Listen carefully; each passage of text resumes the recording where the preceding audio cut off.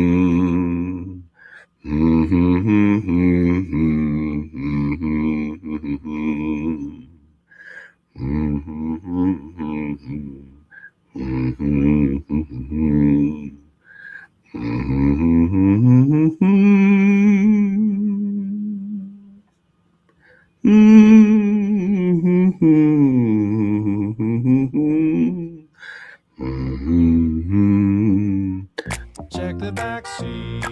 All right, come here. Check the backseat.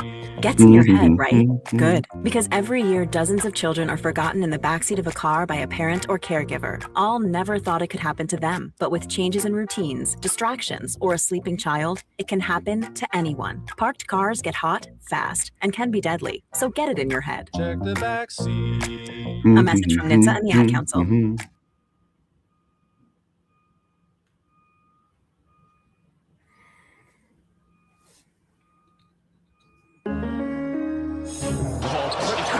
Crossover. Oh, killer crossover. Just crossover. It just crossed him over nastily. Another victim to the crossovers. Cross him up and sit him down.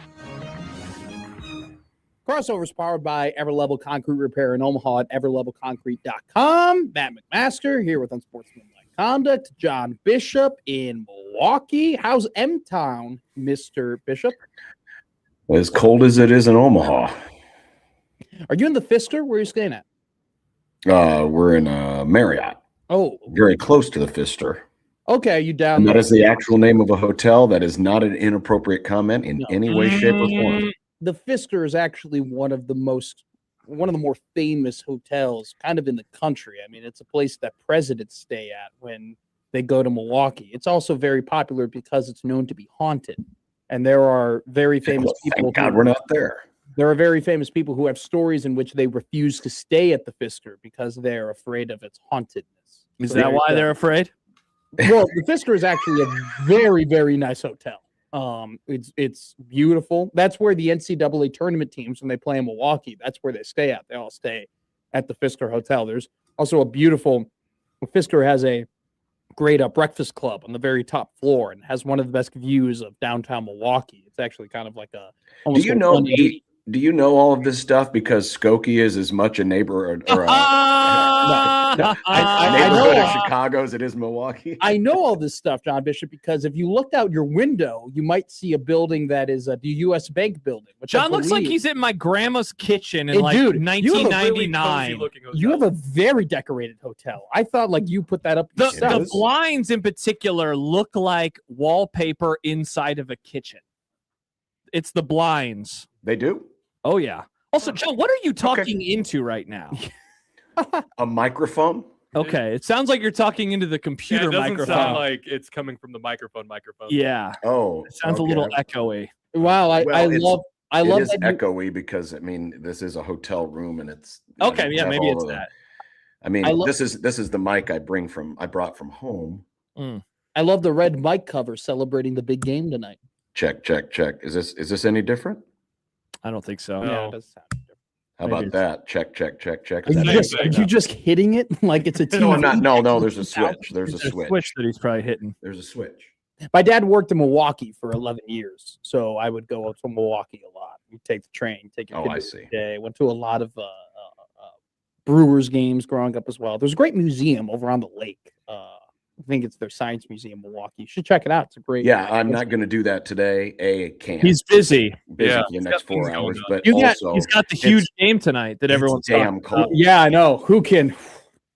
I didn't. Are you in? Wait, you're in Ann Arbor right now? Why would I be in Ann Arbor? Why would anyone want to go to Ann Arbor? That's a great question. You could go see the big house. That's pretty cool.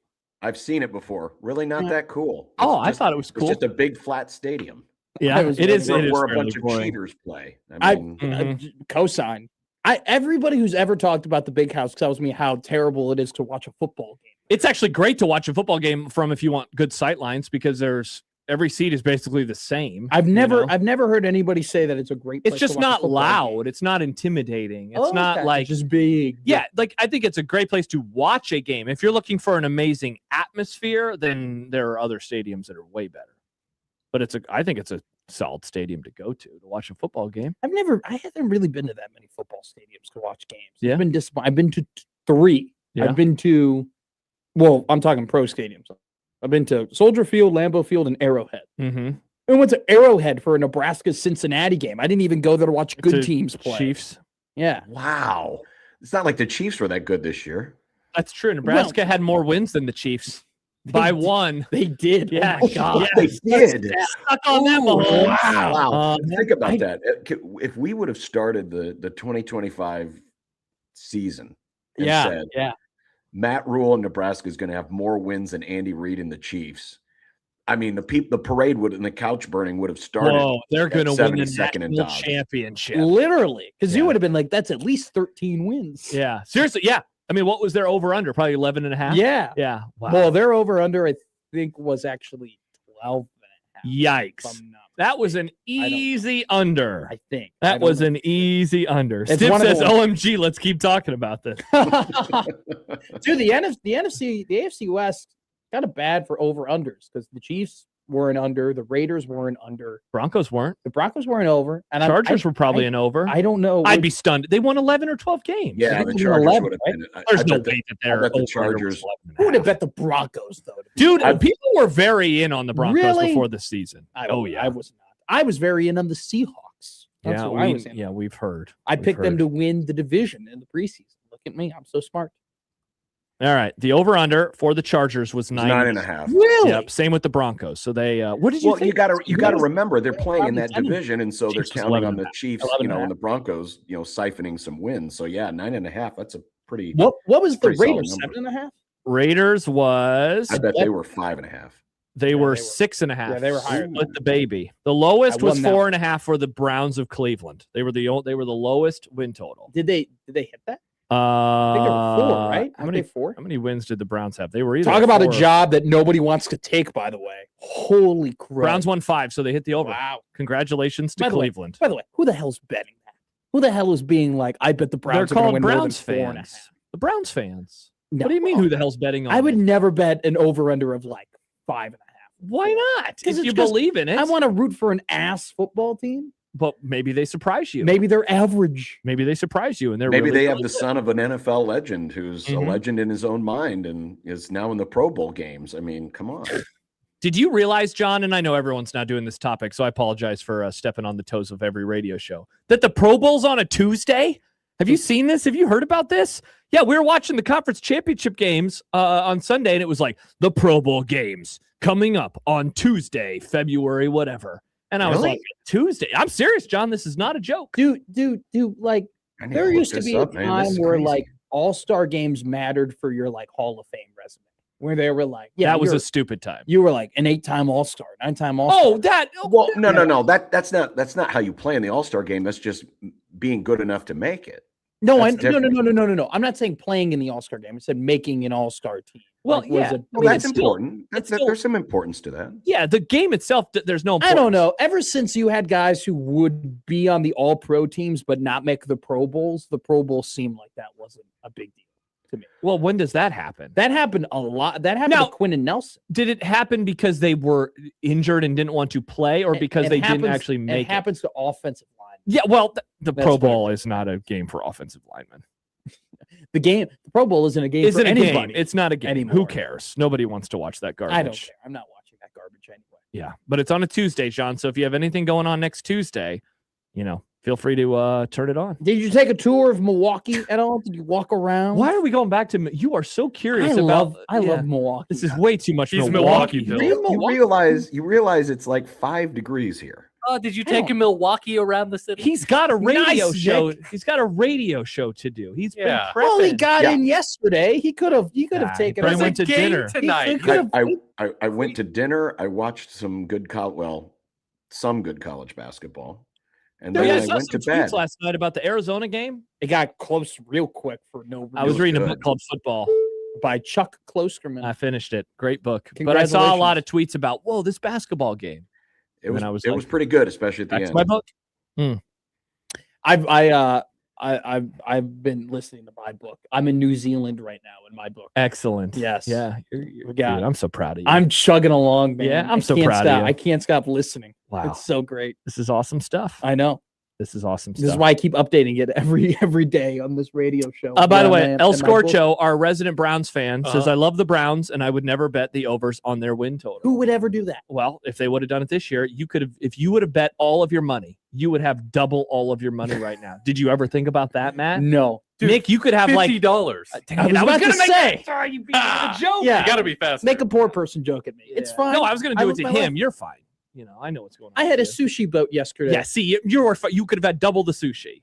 Yeah, I'm not worried about Matt and the lack of money that he has. Meanwhile, Nick eats rice every other day. for I am dinner. going to a new unit though, and our rent is going way up, which is Yeah, tough. because So it's a bigger place. it's so Are you going to much have an nicer. office? I'm gonna have so there's like two rooms, like there's two 2 bed, 2 bath. So there's one room that has the bathroom built in, Yeah. and the room itself is a little bigger, but then there's one room that has like a little section A that little you can, podcast that- nook? You literally. So it's like I'm kind of debating like what do we want it like? Do I want the bathroom in my room? Or do you Or want the do I, podcast or do I nook? want the podcast nook? That's a great question. So it's like we haven't gotten into a sit down who's taking what Yeah. type of deal. The nice thing is though is that there's enough space in both rooms that we can split the rent down the middle. yeah. It's kind of how it It's works the same now. size. Both rooms are the same size. Because right now I actually pay less in rent than my roommate because he's got a much bigger room. oh, wow. Interesting. That's quite the friendship you got there. Well, his dad made him do it because I was Wow. gonna be like split down the middle. I don't Yeah, care. And his dad was like, "You got to pay more if you have the bigger room." I was like, "Thanks, Dad." Thanks, Tim. Interesting. Did Yeah. you think of negotiating something else, like I get more refrigerator space, or You know what? We have a very big fridge, You're and not allowed to use the we're hot just sauce. we're just two men, and it's not like we have a lot in the fridge anyway. Do you have your know? own shelves? In Yeah, your because you're fridge? going out for sushi every other day. Exactly. Yeah. Josh gets it. Sam Sushi says oysters. bathroom easy choice. I mean, look, the podcast nook would be fun, The but you would podcast barely use it.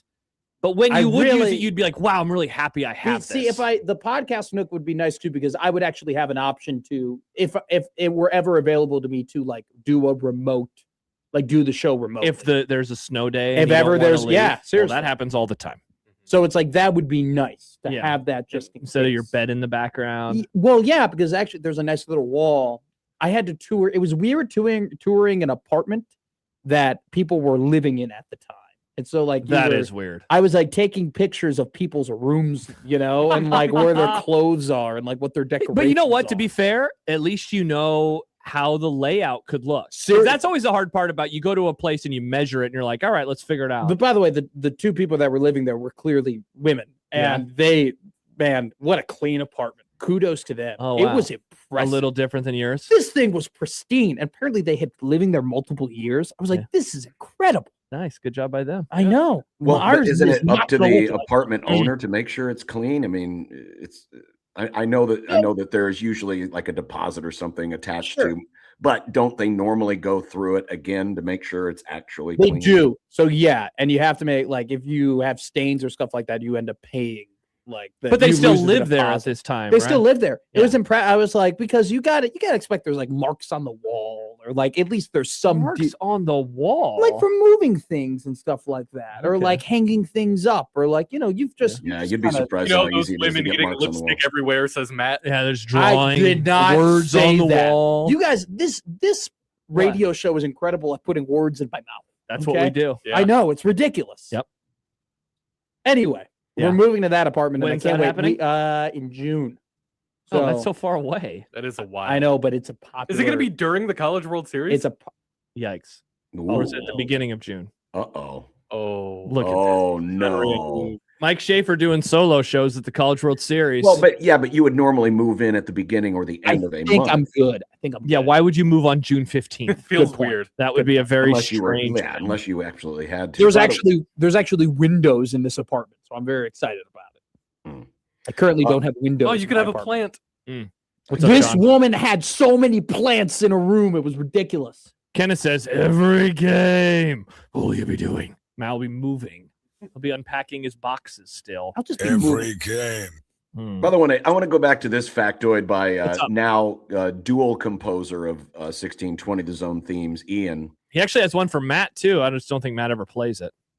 I do. No, we're playing it tomorrow. You said that I yesterday. thought you were going to play it today. Yeah. Anyway, John, keep going. According to Wikipedia, this hotel that Matt was talking about, Gerald Pfister, who is the original hotel owner, was convicted of sex crimes and served 2 years in Richland prison, where Jeffrey Dahmer died years later. What a factoid. fact. Wow. I wonder if that should be like on a plaque outside the hotel. John, why don't you make a plaque and put it out there for the folks? I don't have the tools nor the material to make a nice plaque. Oh, you've never made a plaque before? No, I have not made a plaque. Have you ever woodworked before, John Bishop? Of course. We had things called wood shop, metal shop. Oh, wow. Drafting, auto shop. We have all the Drafting? shops. Yeah. Like drafting. No. No. Oh, okay. No. This wasn't computer drafting. Remember, Nick, we didn't have computers back in my day. Actual except drawing. Nick's dad did. Stone tablet drafting. What John had. Do you ever, John, Pen you and struck quill. me that like back in the day, you'd be like, yeah, I built a deck today, you know? I did help build a deck. Now I am not that great in terms of building things, but I can help. I can be instructed. Hey, hammer that nail. Hey, put in that screw. Hey, bring me that 2x4. I can do those things. I will say living on my own has made me become a better handyman because we didn't have wood shop back in my day. That's we didn't interesting. have those classes. We didn't have home ec or anything. At all? Like that. No, I went to a Catholic school. You know, we subbed that out for religion class. So instead of learning how to make yourself eggs, we learned about King Solomon and, you know, whose baby it was. Man, That's the one who didn't want to cut the baby in half, by the way. See that. Good reference. No offense to any of the parochial schools out there, but this is the advantage of the public schools. You learn practical stuff. We learned how to cook. We learned how to make things. I rebuilt an entire engine. How much is knowing about King Solomon going to help you, you know, when, you know, your fuses when go out and your gotta power give goes out change, the house? you know, it's somewhere. Yeah, but you know what? If anybody ever was like, this is my baby, and they're like, no, this is my baby, I'd be very well equipped to decide whose baby it is. In the Bible. In the Bible. Would you? Because they cut the dang thing in half. No, They don't. No, They see, don't. wow, you don't No, know no, the no. story, You John. don't. He suggests to cut And the baby in one half. woman was like, no. And he was like, that's the mom. It must be the right there. mom. Yeah. So what they could have done is they could have done wood shop and they could have made you guys build Cut a baby in half? build nativity scenes, and Yikes. then they could have profited off of that. Have these handmade nativity scenes. That They love nativity I'm pretty scenes. sure we did that in our class. Oh. Sister Charlotte, so shout out. Bad Takes Doug says, so Matt can now put together an IKEA end table. Big whoop. But yeah, okay, by the way. Well, but wasn't Matt the Here's one my that had case the of extreme storage. difficulty putting together a bed? Nice. Do you have a kundul? No, I don't have a What, were you going to make fun of Bad Takes Doug? No. Oh, Well, okay. I am going to make fun of Bad Takes Doug. Awesome. Everybody makes fun of me for like, you know, everyone's like, oh, he's so prep school, you know, from Skokie, Illinois. You know, he 10 minutes. He doesn't. Nice. He Under. doesn't put, you know, his hands together, and he doesn't put his hands in the dirt and work hard. And then Sure. I go ahead and make a table. Yeah. And I build a bed, and then they go, oh, big whoop. Mhm. What is it? All right. I'm impressed by you, Matt. Thank you. Good job by Somebody you. should be, other than my mother. Mountain Dewey says, John, you need Jesus. Is Mountain Dewey a new YouTube chatter? I don't recognize this person. I He's don't really either. mad at me all the time. Awesome. I know. Welcome to the crossover, I Mountain know. Dewey. Welcome to the club. Are you Baja, Livewire, Code Red? Yeah, that ruined it. Probably only the regular, Nick, because that's what adults drink, regular Mountain Dew. I drink Diet Mountain Dew. Yeah, that's what the grandpas drink. And his name is Jack Mitchell. Okay. Yeah. Well, it's diet. It's got 0 calories. It's Yeah. good for you. Sure. And It's great. honestly, I think it's just as good as drinking the original. You know what? I used to think growing up, I'm like, these old people and their crazy, you know, diet drinks and everything like that. I was wrong. I drink diet drinks now. My too. dad used to be a huge Diet Coke fan. I love Diet Coke. Loved Diet Coke. When I go to my all-you-can-eat sushi place, I sit down and they give me a Diet Coke. They already Really? know. They already know what I want. Wow, you are a regular already. Dude, it's awesome. You have only been here for a year. I'm a regular at a lot of. I'm not a regular at but one place in town. That's because my wife works there. I'm a regular at 4 places. What? Yes. Can you be a regular at 4 places? Yes. If you go I'm there a regular regularly, at Nick. 4 different places. Yeah, I feel like that Dr. Pepper commercial. You have a side team. This doesn't make sense. What You gotta places? Flight Deck, Okay. Brazen Head, That's fair. the all you can eat sushi place. Yeah. And Shucks. Whoa, can you be a regular? 2 seafood places. Can you be a regular when you don't even know the name of the place and you just call it the all you- Jisai. I don't know how to say it. I don't think you can be a regular if you haven't learned how to say how the I name. don't want to butcher the pronunciation. I mean, that's usually the first thing you do when you walk into a place is, excuse me, sir or ma'am, how do you say this place's that the name so first I can thing you become a do? regular? Oh, absolutely. I didn't order a burger once when I was at a place because I didn't know how to pronounce the name of the restaurant. It was called Restaurant Name Burger. What place is this? I don't know. I don't know how to say it. Was it in Omaha? Yes. Say Like it. Papillion or something. Say it. Is it still around? Yeah. Burger. See, that's the tough part of That's that place I told you I had that meal that one time that wasn't that great. In Papillion? I think it's Papillion or La Vista. Ollie and Hobbs? No. Okay. Lux? No. Chard. No. Just trying to find the McDonald's. words that are Moran's. Dudes naming restaurants. No. Gooses. No. Asian Wendy's. Joe-Go's. Is Matt being a Sauced? regular at these establishments good publicity for them or not? Oh, good question. Am I a poll? No, now I've eaten Matt's cooking. Matt has good taste. I think it's a plus. Brazen Head has an awesome. They have great fish and soup. chips. It's fine. I like their Fish and chips. box teas a lot. Favero Greek and Homestyle Kitchen. No. Damn it. I don't know, Nick Culver's. Yes, you got it. I knew it. I want Hardee's. to know what word you can't say. Huh. What was I was going to say something funny, and then Uh, Nick forgetting what. Charles says it's pronounced Wendy's. Ah, crap. Ian says Runza. Oh. Figure it out. Kenneth goes regular requires at least 1 visit per week. I think I'm on track for that. Wow. That's crazy. No wonder your kitchen is empty. Yeah. You don't need to Well- buy food if you don't ever eat at home. Flight Deck is very close to me, so I grab a beer there. Yeah. Brazen Head is more of What's like Brazen Head? Is that a drinking place or an eating place? that's kind of both. You can get a half soup, half sandwich for $10. And then Shucks is, Shucks is I'm shelling it. and then same with the sushi place. Sushi place is $15 all you can eat. What is it? Blue? No, a Jisai. Okay. Where's that at? It's on 78th, right next to Brazen Head. Okay. I've never been. It's a great spot. That's exciting. I know. But those are like, this is what I was telling you when I went to Stacks. I was like, I found a groove of like the same places I go to, and I've kind of stopped spreading my wings. Mm-hmm. I don't eat out every day. Sure.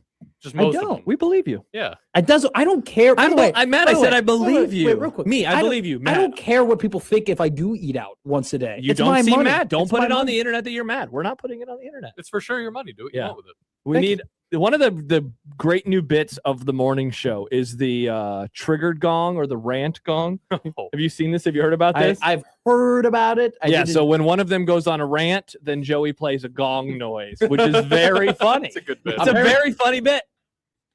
Oh. Good Lord. Siri was on. Wow. Unreal. Apparently, Connor had a double gong. It was the first He time. was triggered today. Yeah. Oh, not today. It was Oh. the other day. Oh, wow. Is he double gonging it? I don't know. He's triggered all the time these days.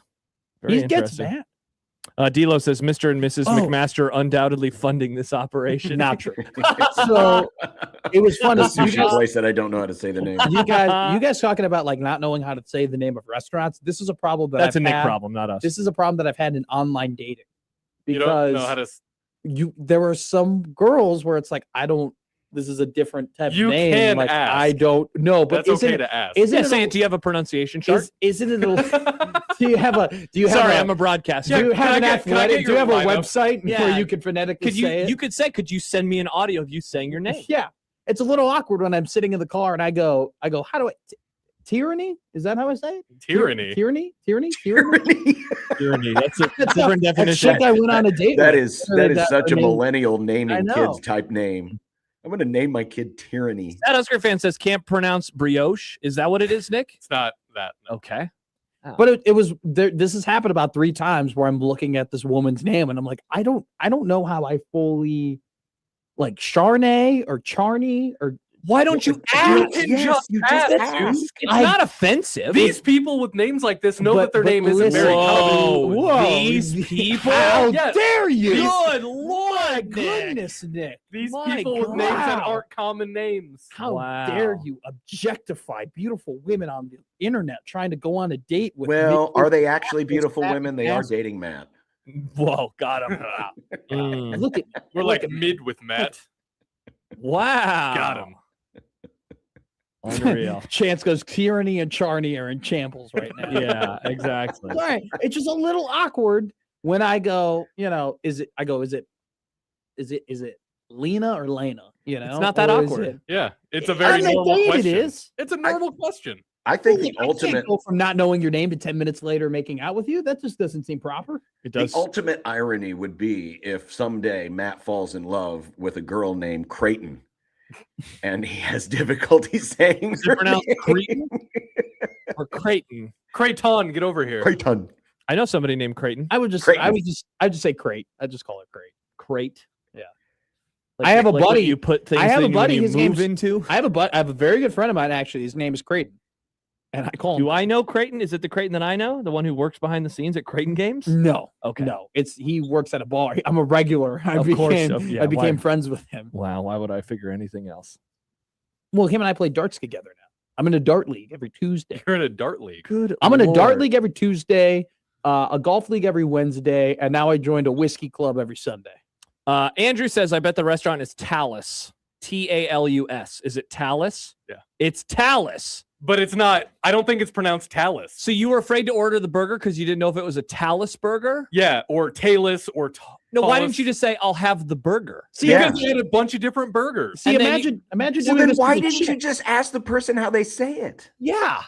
You can't be critical of him when you were the same person, but with a burger. Ordering a burger is different than dating somebody. See, so at Tanner's, their burgers are not called burgers. They're called boogas. But you know Yeah. what I do when I order a burger at Tanner's? I don't say, could I have a booga? Booga, booga, booga. Yeah, I say, could I have the cheeseburger or the bacon Yeah. cheeseburger? No, Yeah. but that's a little. If it's a booga, you gotta got a booga. So it's called a Talus burger? I don't know if it's a Talus burger. It could be a Talus burger. right, I don't know how it's pronounced. ladies, you're both pretty. This is a little too intense for me. Talus It's spirits just a booga and all right? substance. And so you were not a fan of this place, Nick, because you didn't get a burger. No, I've eaten there before and I liked it. What I got last time I wasn't a big fan of. But it's good food. I'm sure it's The great. C in Michael C. Stibbs stands for Creighton. Nice.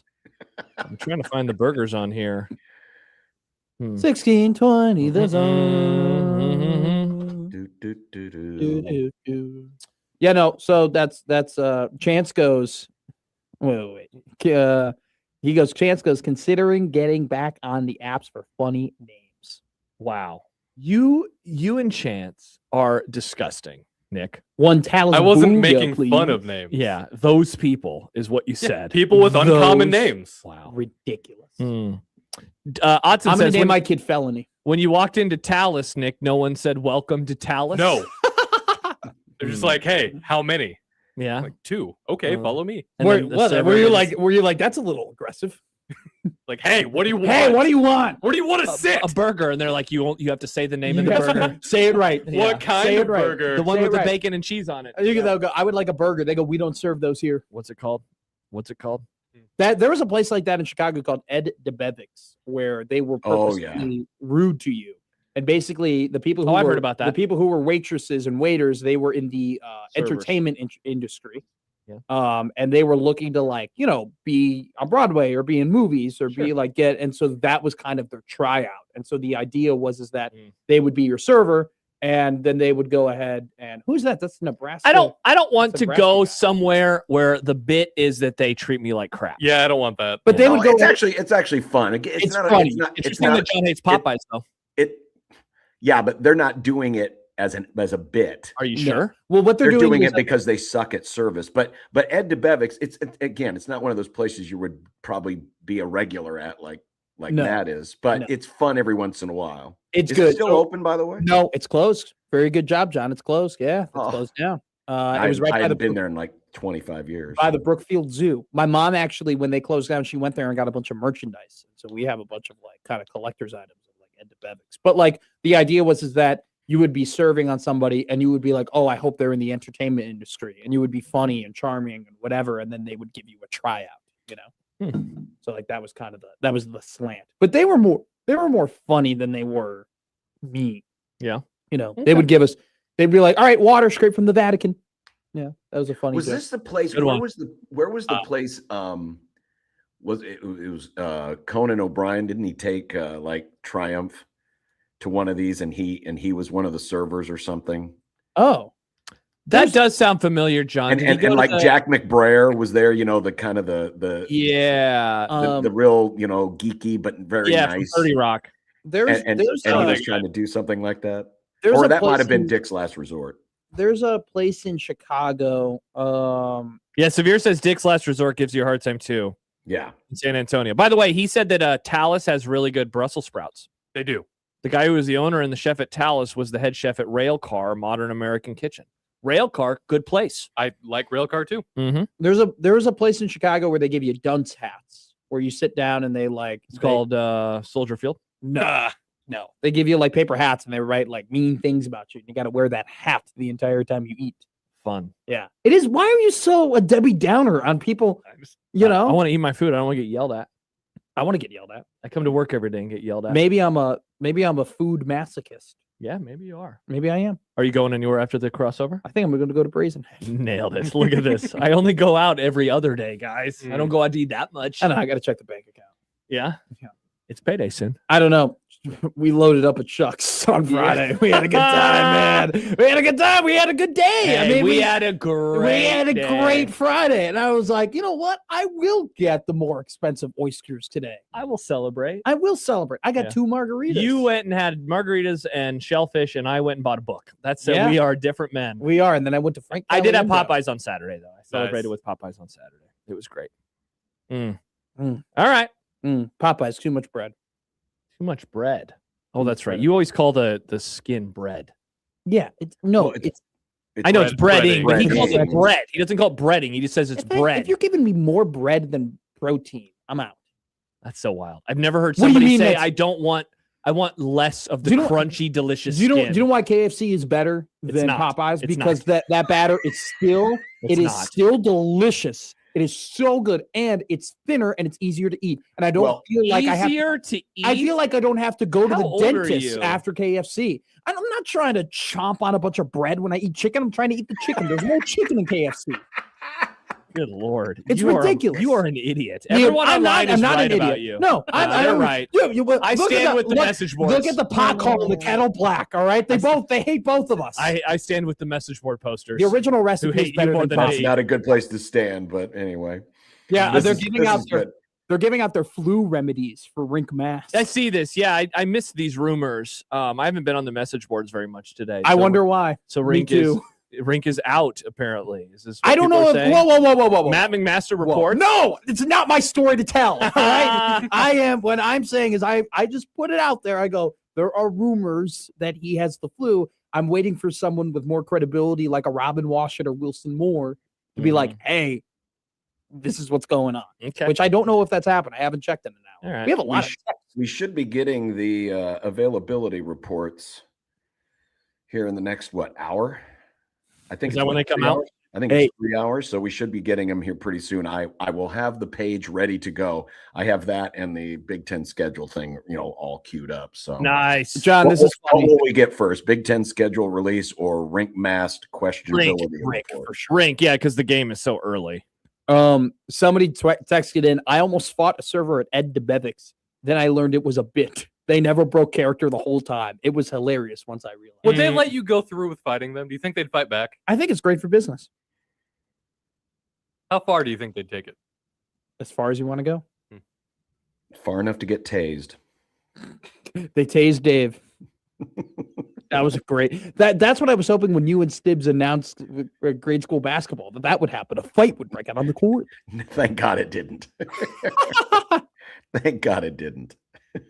Oh, Asian Joe, he goes, kayfabe is still alive in some industries. We need to bring kayfabe back. We do. We're losing it, just like we're losing recipes. Well, it's kind of hard. It's hard to maintain kayfabe in a world of social media and everyone can communicate with everyone instantaneously. It's just difficult because everyone wants to, know the magician's tricks. If you had a button to end social media, would you? End it altogether? Yeah. I think you have to think about it. Would you? It's a good question. It'd be nice to be able to. How about a pause button? I enjoy. You know what? I like that. I had that pause button. It got forced upon me in November, but I had the pause button for a little bit. Did you enjoy it? Yeah, I mean, I like conversing with our listeners, though, so it made me a little sad. Turned around and made a burner right away. But that was just to follow the news. That was just to follow the news. I miss Posh Jeterson. Yeah. I still get tagged on it occasionally. I feel bad. People don't realize my regular account's back. I think it was that was a great Twitter handle. Yeah, Posh Jeterson.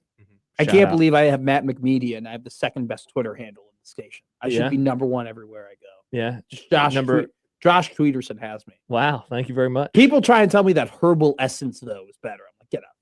Yeah. That's not as good Matt as- McMedia. Yeah. What do you think about John Bishop 71? You know what? I think it are fits you laughing John's at, Nick? personality. I think if I were to look at John and say, what would that guy's Twitter handle John be? Bishop 71? I'd be his first name and two numbers that have some sort of meaning. Well, I wanted something that would be readily identified. It used to be Johnny Bish, right? It used to be John Bishop KLIN because it was created when I was at KLIN. But then I realized, it should probably be attached just to me. And so when I moved jobs, I went to I couldn't do just John Bishop because, and by the way, I have not gotten any of those. Remember when I used to get the people John Bishop confusing 100? me? No, yeah, with the comedian, the British comedian. Oh, I don't wow. get those anymore. I'm kind of disappointed. Those were kind of fun to interact with. Did you get a 50th anniversary Disney World merch because you were born in 71? No. Okay. I didn't realize that was a thing. Yeah, Disney World made in 1971. You were born in a very important year. I thought maybe you would celebrate with some merch. Does he look like a Disney adult? He No, doesn't have God, enough no. whimsy. God no. When you took your kids to Disney? I also respect my money, not to give it all away to that corporation. See, I'd rather go to all you can eat sushi 4 times a week than go to Disney. You get more out of the sushi than you do out of the Disney. I can promise It you is that. expensive. I do want to. I'm not even a sushi guy. Plus, we all know who Walt Disney was a fan of. Oh, clones. An under. Wow. Designated Hitler. Interesting. Oh, really? I didn't know that. Oh, yeah. Him and Henry Ford were handshake memeing. No, Henry Ford. Mr. H was a fan of Henry Ford. Who was a fan of. Yeah. Either way. All right, great. You got Good crossover, everybody. We did it. Good job by you. We did it. We did it all. Getting better every day. Enjoy Brazenhead. We're just trying to go 1-0 every day on these crossovers. That's the goal. I think That's we're doing the a good standard. job. Don't put It's that not water- a reset, though. Don't you dare call it a reset. Do not call it a reset. Don't put that Idiot. water bottle in the trash. You dummy. Don't call it a tweaking. reset. We're just tweaking. Just tweaking. We're Just tweaking. It's just we're just completely having a new coaching staff and new players, a new quarterback, a new running back, and new D line and new O line. But it's just tweaking. We're just tweaking. That's And awesome. with that, the crossover is powered by Everlevel Concrete Repair in Omaha, everlevelconcrete.com. Thank you, Matt. And we'll get started with the Grum and Rink Mast Flu Watch, apparently, on 1620 The Zone.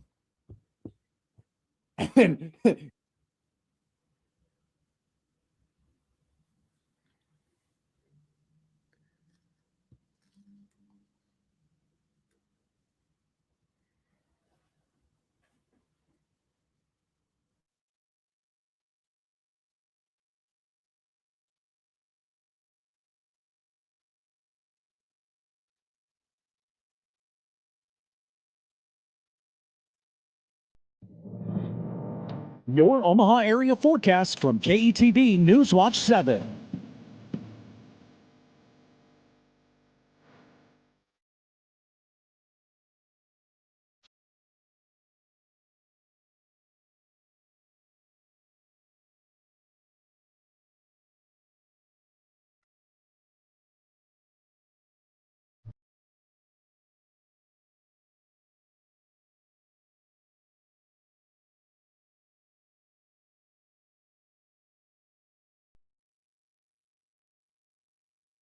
Get into Prairie Flower Casino and get more. More of the newest and hottest slot machines. More wins at the PFC Sportsbook. and more action at our live table games. And enjoy your favorite beverages and food at Sky Bar and Grill with more nonstop sports on our wall-to-wall TVs and more of the friendly service you know and love. Play longer with more at Prairie Flower Casino, minutes north of downtown Omaha. Must be 21. Please bet responsibly.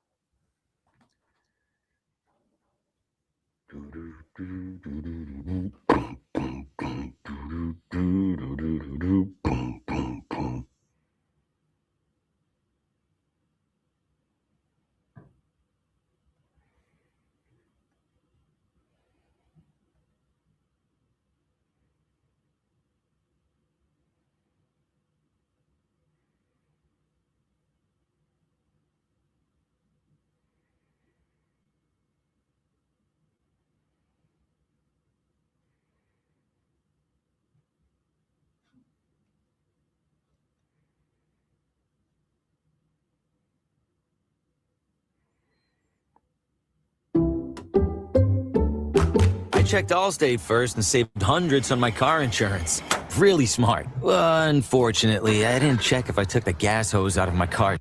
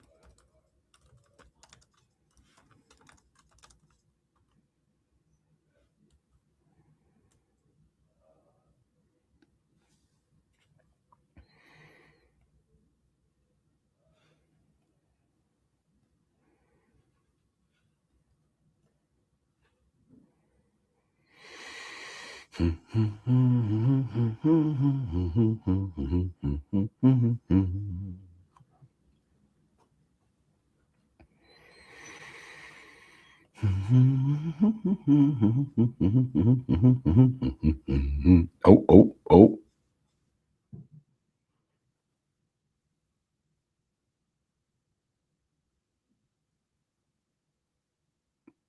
The first Big Ten availability report is out. But it does not involve Nebraska ball.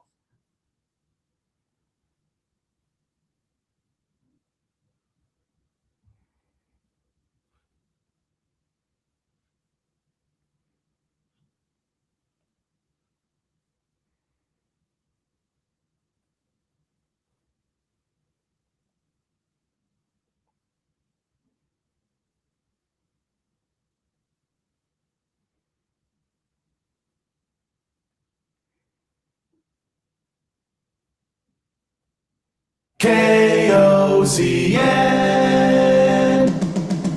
Unsportsmanlike conduct on 1620 The Zone. Husker Athletics, Creighton, and yes, UNO. Don't miss a moment, they'll give you your fix. They're on every day from 2 until 6. Spend your afternoons with John, Josh, and Nick.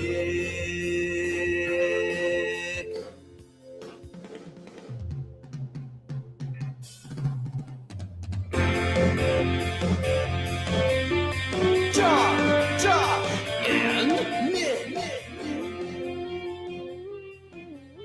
They'll show you what sports talk really is. Okay, we are ready to go on a Tuesday. Big Tuesday. There's a lot of stuff going on today. Huge Tuesday, John. It's a what? Basketball. Wow, I'm excited for hoops. Sorry. Sportsmanlike conduct on 1620 The Zone. Husker Athletics, Creighton, and yes, UNO. I mean, I don't know. I think it feels a little disingenuous when you get that excited about basketball. What the hell? There's a matchup between 2 top 5 teams, and one of them is from the state of Nebraska tonight. I can't get excited for a little basketball. Oh, you didn't care last year at this time when they were in the trenches with trench foot. I mean, I talked about it. We watched games and stuff.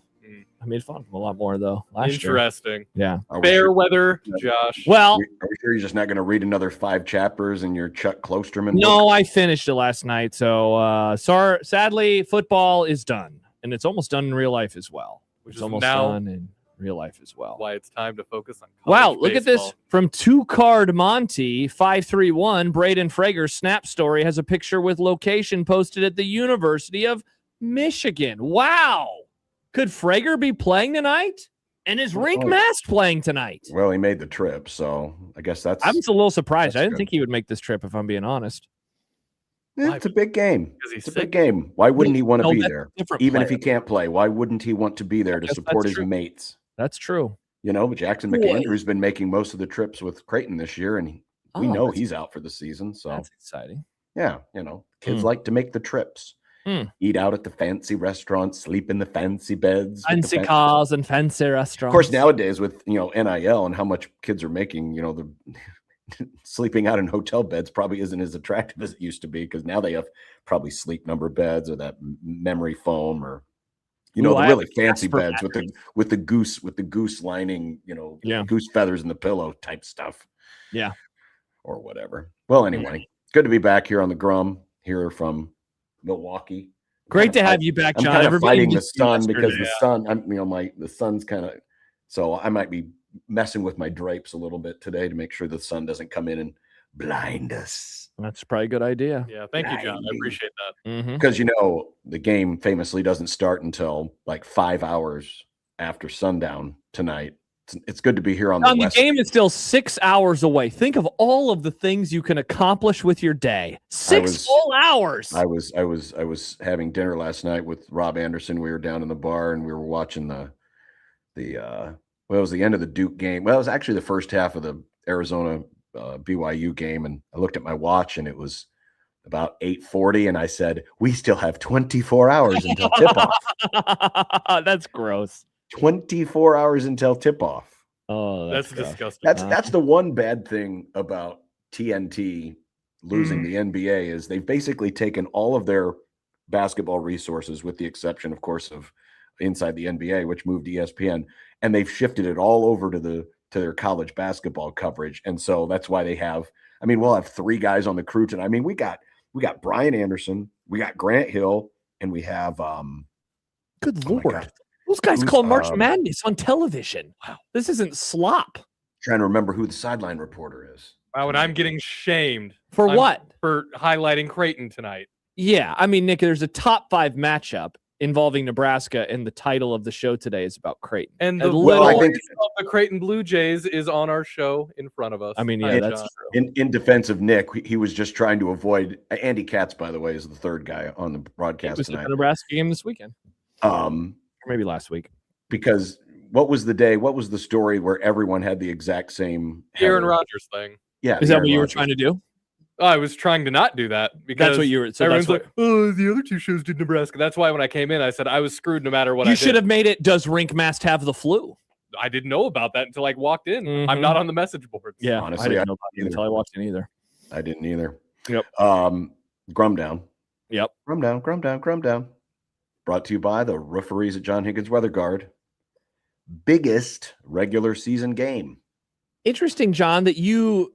Oh, wow. You put that in the one. What do we call that? When it's one quote around? It's like quoting other people. But then at the bottom, you do the regular 2 quotes. Very interesting. A little difference across the Grum Down graphic today. Anyway, back to the Grum Down. It's a big game tonight, folks, is what we're trying to say. That's what we've been told. Don't let my discussion of apostrophes ignore the fact that it's a huge game today.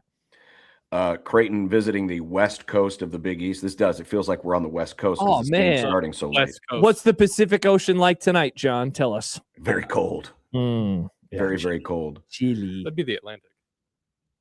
Michael Brunts will join us. No, the Pacific Coast is the Pac-12. That's the West Coast. That's the West Coast, Nick. Yeah. The Atlantic Ocean, that's the East Coast. Yeah. Yes. Yeah. Anyway, got to be your ocean. Yeah. Michael Brunts will join us of Husker247.com. Aren't there 4? Are there 4 or 5 oceans? Atlantic, Pacific, Arctic, and Indian. I think it's just 4, right? That's too many. You gotta need more than 4 oceans. That's too many oceans. I think there's more than 4 oceans. You think? Yeah. Okay. I think. All right. Let's see what the comment section says. That is a good question. I thought there was 5 too. What are we forgetting? Isn't there 7? They're like, the 7 seas. That's seas, though. Seas are not oceans. Why aren't ocean seas? That's a good What's the question for difference dumb between a debates sea and an tomorrow. ocean? We'll get to that tomorrow. But no, a sea is not an ocean, and an ocean is not a sea. Those are different things. It'd be like saying, why is a lake not a pond? I don't know, Nick. The term 7 seas, according to Al, represent the major bodies of water that make up the world's oceans. The Arctic, the North Atlantic, the South Atlantic. We forget. We divide our Atlantics same as we divide our Koreas, North and South. This is garbage. North Pacific, South Pacific, Indian, and Southern Antarctic oceans. All right, but according to the National Ocean Service, there are but 4: Atlantic, Pacific, Indian, and Arctic. Yeah, we're not splitting up the North and South Atlantic. That's garbage. This is not. We ain't trying to do this. No, thank you.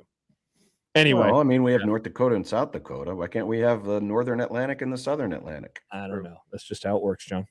Steve Sipple will be along, and we'll get his takes on the big schedule release. Oh man, I can't wait! Did you see Joey did a whole thing today on the morning show where he predicted the Big Ten schedule? God, this is. Didn't he put all 3 of the playoff teams consecutively? Joey, you monster. Don't you dare do that. Did you see they asked him, is today his favorite holiday? To which he said, no, the NFL schedule release is his favorite holiday, and his favorite holiday is Thanksgiving. So this release schedule is akin to Christmas, whereas the NFL schedule release is akin to Thanksgiving for him. Yep. Thank you, Joey. Good work by you. I don't know. I kind of, if I were going to equate schedule releases to holidays, this would be like President's Day. Oh, you stop it. This is great. Well, we already know who they're playing. I mean, we always know who the NFL ones are playing too, but we don't know the days that they're on or the order in which the games will be played. If you don't care so much, why did you put it on the little grum down? You could have put anything else on. I was just said, like, what's LeBron up to? Or how many oceans? Not every story we have to talk about has to be akin to Christmas or Thanksgiving. I guess that's true. Yeah. What about Halloween? The best holiday. Like this next one. What's the next one? The Big East and Big Ten coaches weigh in on the best job in their league. Interesting. Also, there was coach speak. Coaches were asked what lessons were learned from Curt Cignetti. There was some stuff in here we can definitely get to. Super hot take market is today. One of mine has to do with the end of an era. Okay, I was worried. I thought the super hot take market was closing. No, we would never get rid of the super hot take market. And they just tased Ryan. And they just tased Ryan. Exactly. So all of that and more coming up today on the Grum Down. And we are approximately 17 minutes away from the release of the availability report. I guess now we have to also see if Frager's name will show up. Well, he will. I'm sure his name will definitely show up. If Frager's name does not show up on the availability report, that would mean he is in. He's playing. His name will be on the availability report. The question is, will he be playing or will he be doubtful? Will he be questionable, etc.? We'll find out. We will find out. Yeah, 3 hours out. Apparently is the. Oh, wait a minute. They changed it on me. 3 hours out from what? It's 3 hours. You have to submit it 3 hours out from tip-off. Oh, I see. Yeah. So we're closing in on 3 hours away from the. If you're dying to know, the Michigan State Rutgers availability report is out, but that game tips off at 5:30. 5:30. Oh man. On FS1. By the way, Peacock's just got to be just scratching their feathers how excited they are for a top 5 matchup on a Tuesday. I'm guessing they didn't think that was coming when they picked their games this year. Also, shout out to those of us with YouTube TV. If you have YouTube TV, you have Peacock on YouTube TV. It's titled NBC Sports Network. So if you have YouTube, you are able to watch the game tonight, even without having to log into your Peacocks like old man Doug. Yep, indeed. 402-951-1620. You can join us on the Prairie Flower Casino Zone hotline. There's also the Twitter feed. The Twitter feed. The Twitter feed. Yep. Yeah, the Twitter That's what it's called.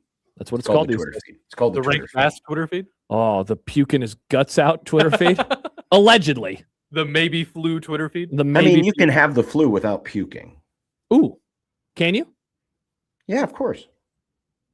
I used to think you couldn't, but apparently, because see, back in my day, if you had like congestion, sore throat, that was the cold. We had the cold.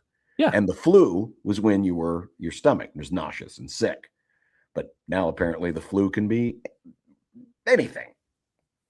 My leg fell off. I got the flu, It's kind of a catch-all now. If my leg fell off, I'd say according to the Department of Health, some people may have vomiting and diarrhea, though this is more common in children than adults.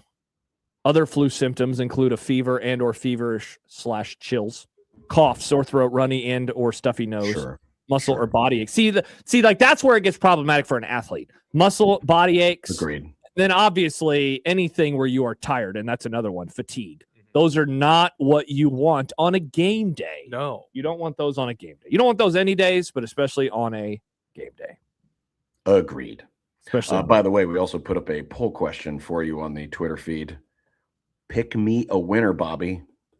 By the way, the spread apparently has moved. Oh, interesting. What does Vegas know? Up to 11.5.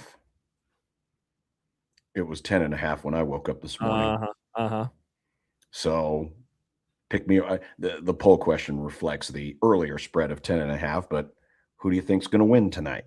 Michigan covers, Michigan close, or Nebraska wins outright? Wow. Even down some men. That would be pretty crazy. Or maybe down no men at all. Allegedly. That's true, John. That's true. We don't know yet because the availability report is not here. Soon it will be, though. Probably during our next segment. We'll probably get this during our next segment. Yes, it will. By the way, I decided I put together, because by the way, the schedule release is at 4:30 this afternoon. So we'll have live reaction here on the Grum. Awesome. I didn't do like Joey did. Yeah. And did, my predicted schedule. I did a preferred schedule. Okay. Like why didn't you tell me I could have put this together too? Yeah, I could have done something. This is a classic Michael did John's prep and I didn't know about it situation. Yeah. Well, go ahead.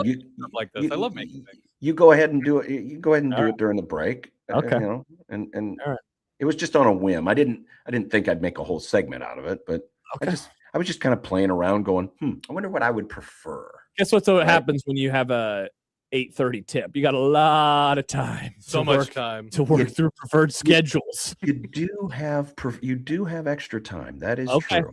All right, I'll do this during the break and I'll email it to you. Okay. Well, you don't have to email it to me. You can just keep it to yourself. We'll talk about it. Okay, perfect. I'll just do that. I didn't build any. I didn't build any graphics. Okay. I did build a graph and chart for the real thing. The real thing. And then when we get it filled in, we'll fill in the blanks. Wow, look at that, John. Look at you. Fill in the blanks. Nice job by you, John. Nice job by you. By the way, Tennessee's not on here. Nope, they're not, because Dannon and Rule are what, Nick? Dannon. What Weenies. are they? I was going to say cowards, but Weenies works too. Ooh. John, are you going to start doing what's your little Signetti nickname that you created? Cream Puff Kurt. Yeah. When are we going to start using that on Rule? Yeah, really. Soft ass Rule. Well, I like it, alliteration. I like alliteration. Coach. We need something that starts with an R. That kind of we need the alliteration. Runaway Rule. Runaway Rule. That's a really good one, John. Nick, you can make a little graphic. Runaway Rule. I can do that. But remember, they're not running away from anything. It was so that they could redo the stadium. John, any update on that? Interesting. Interesting. No. Fascinating. I drove by it the other day. It does not look like there's anything happening that I know of. They'll get around to it. Maybe it's all happening behind the scenes. I don't see any scaffolds up yet. Yeah. No scaffolds. Good job by you. By the way, some of the people in the comments have. Yeah, what are they saying? Well, they're saying that it looks like I'm getting ready to ascend to heaven with all this natural. It does kind of look like that. Like the good Lord is looking down on you, saying, "Welcome to heaven, John." I'm trying. I told you I'm going to be fighting with this thing. I don't want to close it completely because why don't you close it and turn the light on in your hotel room? Okay, so the lamp that's right next to me is so weak. It is a weak ass lamp. It's low T lamp. It's a low T lamp. That's alliteration right there, folks. It's a low T lamp. Get the flashlight on your phone and position it in front of your face. The whole show, yeah, exactly. Yeah, no, I don't think so. I mean, we'll figure out something, but I did find use today because I brought my microphone from home because I thought this would work better. Thank you for that. Yep. But the bass isn't heavy enough to hold it. Like if I turn this, if I like lean this mic back a little bit more, the bass might just go boom. Yeah, you don't want that. So I found a use for the Gideon's Bible today. Oh, excellent. So it's weighing it down. Oh, are we sure that it's a bathing light or a smiting light on John right now? Could be a smiting light. Mm-hmm. John's about to get smoked. I might get smited. I may get smited today.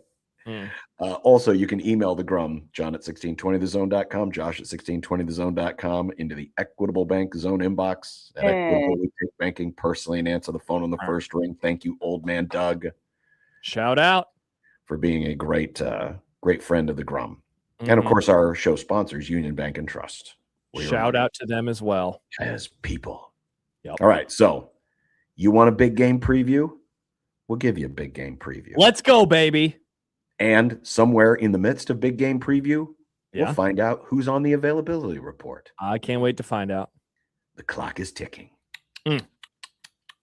We'll be back on Sportsmanlike Conduct on 1620 The Zone.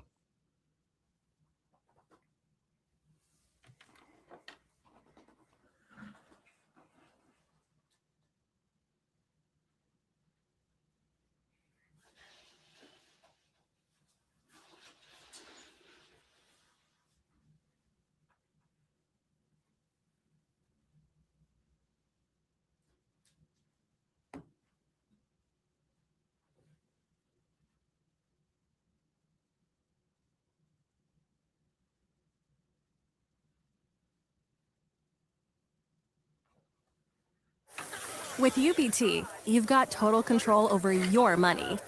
Like Doug, who runs his game day tailgate like a well-oiled machine. I got burgers, brats, chicken, dogs, plus all the fixins.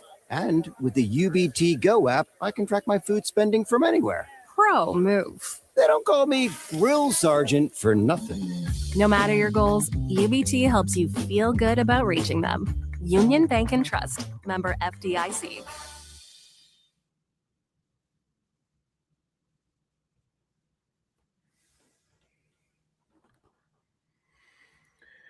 Boom, boom, boom, boom, boom, boom, boom, boom, boom, boom, boom, boom, boom, boom. Boom, boom, boom, boom, boom, boom, boom, boom, boom, boom, boom, boom, boom, boom, boom, boom, boom.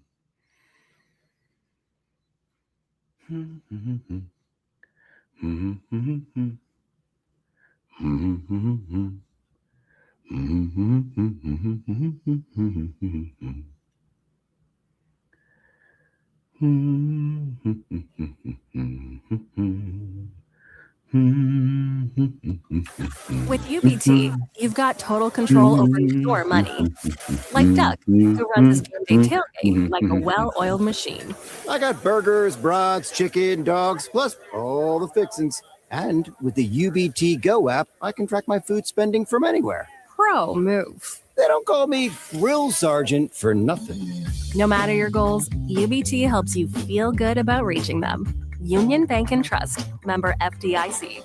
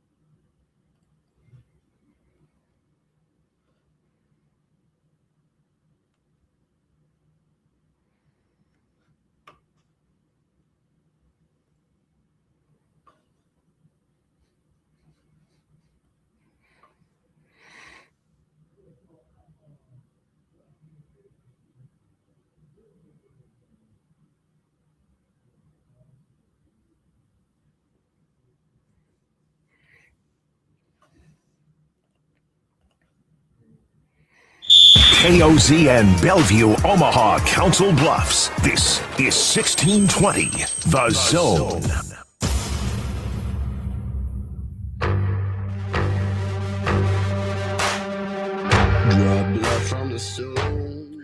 Welcome back. Don't forget, we've got Creighton basketball for you tonight. 8:30 tip-off-ish. 7 o'clock pregame with Austin Jacobson, and then sometime late after midnight, it'll be Matt McMaster's extended postgame show. And a reminder, well, extended off of my postgame. Oh, I thought you meant like Matt's going to do a special 2-hour postgame show tonight. He doesn't have to be up early anymore. Yeah, exactly. Well, I don't hate the idea. All it would take is about another 2 hours, extra 2 hours, and he'll butt up right against Happer and Schaefer. Given how late this game's going to be. By the way, speaking of Blue Jay basketball, you can join our show and Middays with Matt this Friday. We're on the road at the American Cancer Society's Hope Lodge, Nebraska for the Creighton versus Cancer Pink Out broadcast. This is our annual paper drive where we're raising funds and paper products, household items, and gift cards for the good people of Hope Lodge, Nebraska. Coach Mack will join us. Coach Flan will be there, and it's all ahead of the men's Creighton versus Cancer Pink Out game this Saturday night against UConn. And by the way, if you want to donate, if you can't be there in person, they've got a very convenient website, very easy to remember, cancer.org/pinkout. Cancer.org/pinkout, where you can make direct donations through the American Cancer Society to Hope Lodge, Nebraska. So if you can be there, come join us, 8030 Farnham Drive. It's right down the hill from Children's Hospital or right behind the BP station on Dodge Street. That's the easiest. Looking forward to it. I can't believe it's already time for one yet again. It is. So we're looking forward to it. Matt will be there for his show. We'll be there for the Grum. And we'll be joined by all the good people from the American Cancer Society and some of the good folks who are staying there at Hope Lodge, Nebraska. So that'll be coming up this Friday. Last night, I was mentioning it, we nearly lost an undefeated team. Nebraska could have been the second to last. Second to last, penultimate. There's still Miami of Ohio. But if you're talking about the major conferences, they could have been the last one. BYU was down 19 with about 8 minutes to go. And they were down by 11 with less than 3 minutes to go. And they had two legit chances in the last 30 seconds to go ahead, either with a 3 or with a 2, and just came up short last night. I mean, Arizona was totally outclassing BYU, especially in the second half, for most of the game. And then all of a sudden, it was just like, okay, it changed very quickly. We're done here. Pull off the accelerator. BYU started canning some threes, and then there were a couple of weird foul calls late. And all of a sudden, it got close, but Arizona prevails 86-83. Braden Burries had the play of the game last night. He's the one that made the block on what was essentially BYU's last gasp with about 16 seconds to go. But, I was about ready to come on the air today and say, man, Arizona, they looked awesome. And they did. And you can still say they are. I mean, they're a great team. Arguably the best team in college basketball, but Nebraska was this close to being one of the last two people standing. It's like a game of musical chairs, you know. That tune almost stopped on Arizona just in the nick of time. But they stay undefeated, so it's them, it's Arizona, it's Miami of Ohio. The final 3 undefeated teams left standing. Still wild that we have reached this point of the season where Nebraska is among the final 3 and the final 2 in the power conferences and getting ready to go to this game. Like they asked an interesting question on the show this morning, what is the view that Michigan has had of this matchup? Because around here, I'm trying to remember when it started. It was probably sometime during the week where Nebraska beat Creighton, Wisconsin, and Illinois that you started looking ahead at the schedule and it was like, oh, wow, Michigan is 21. What if they got to 20-0? Like, that would be crazy. Ha, ha, ha. And now it's actually happened. And so, it's been this game that everyone around here has been looking forward to. Meanwhile, for Michigan, they're turning around and playing their in-state rival in a few days. They're playing Michigan State this weekend. And, of course, it comes with, variety of concerns and rumors about Rink Mast and his availability and health tonight. And then, of course, Frager's injury. And yet, still, a game that is I think we're gonna learn something regardless of how healthy Nebraska is or isn't. As I think I said at some point last week, John, after the Frager injury, it's just a bummer that we don't get to see them at full strength, because that would be, I mean, A, it'd give them the best chance to win, but also B, it would really, I think, teach us some stuff about them with the NCAA tournament, now on the horizon. Yeah.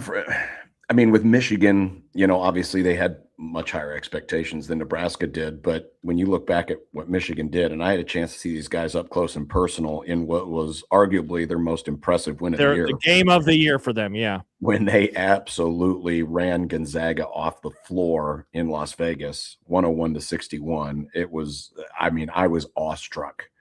And so a lot of what I see of Michigan is kind of painted in those colors, right? What I saw in person, because I haven't seen as much of them since then. But even after that, you look at some of their wins this year. I know San Diego State's not classic San Diego State, still a top 50 team, and according to most of the metrics, beat them by 40, beat Auburn by 30, in Las Vegas. Obviously the 40-point win, beat Villanova by 28, beat SC by 30. But since that SC win, really since the calendar changed over to 2026, only beat Penn State by 2, lost to Wisconsin by 3, their only loss of the year, beat Washington by 10, Oregon by 10, Indiana by 16 or 14, and then Ohio State. That game was close for a long time until Michigan pulled away at the end and won it by 12. So they haven't been as impressive as they were earlier in the season, which part of that's understandable, just simply because, conferences, conference games are always going to be a little bit more difficult, just because people know who you are and have scouted you for a long time and kind of know your tendencies. But still, they haven't been as dominant, but they're still very good. By the way, Nick, we need a sports flash. Oh, baby. Sports flash. Time for an unsportsmanlike conduct sports flash update. Sports flash. From the Sports Flash Sports Desk. Oh, boy. Big 10 availability report for Nebraska, Michigan is out. Braden Frager made the trip, but he is listed as out. Yep. So that is not a surprise. No, definitely not. Sports flash. And listed as questionable tonight, Rink Mass. Sorry, I couldn't hit the post. It's harder to hear when I'm on the road. It's okay. This. You're doing fine. Nobody's mad at you, John. We don't hate your guts. No, a Nebraska ball fan does hate my guts. I don't, though. But I only report the truth, and the truth is that Rink Mast is listed as questionable on the Big Ten's availability report. So the rumors are true. Right? I'd say this is an admission that the rumors are true. Well, you don't think so? They're probably true, yes, but it's not a guarantee, because obviously it doesn't say on here exactly what the situation is. But yeah, I'll guarantee it. I'll say the rumors are true. Wow, always coming to the rise in the defense of the message board posters. No, it's not coming to the rise in the defense of anybody. This is just me hearing some things and saying that it's true. Okay, well, HIPAA law violator Josh Peterson. Wrong. HIPAA. Wrong. You guys are all okay. monsters. So as we then look at the matchup tonight, this is an area where Nebraska really could use Rink Mast, and forget about what his shooting numbers have been. I know he's only 37% from the field.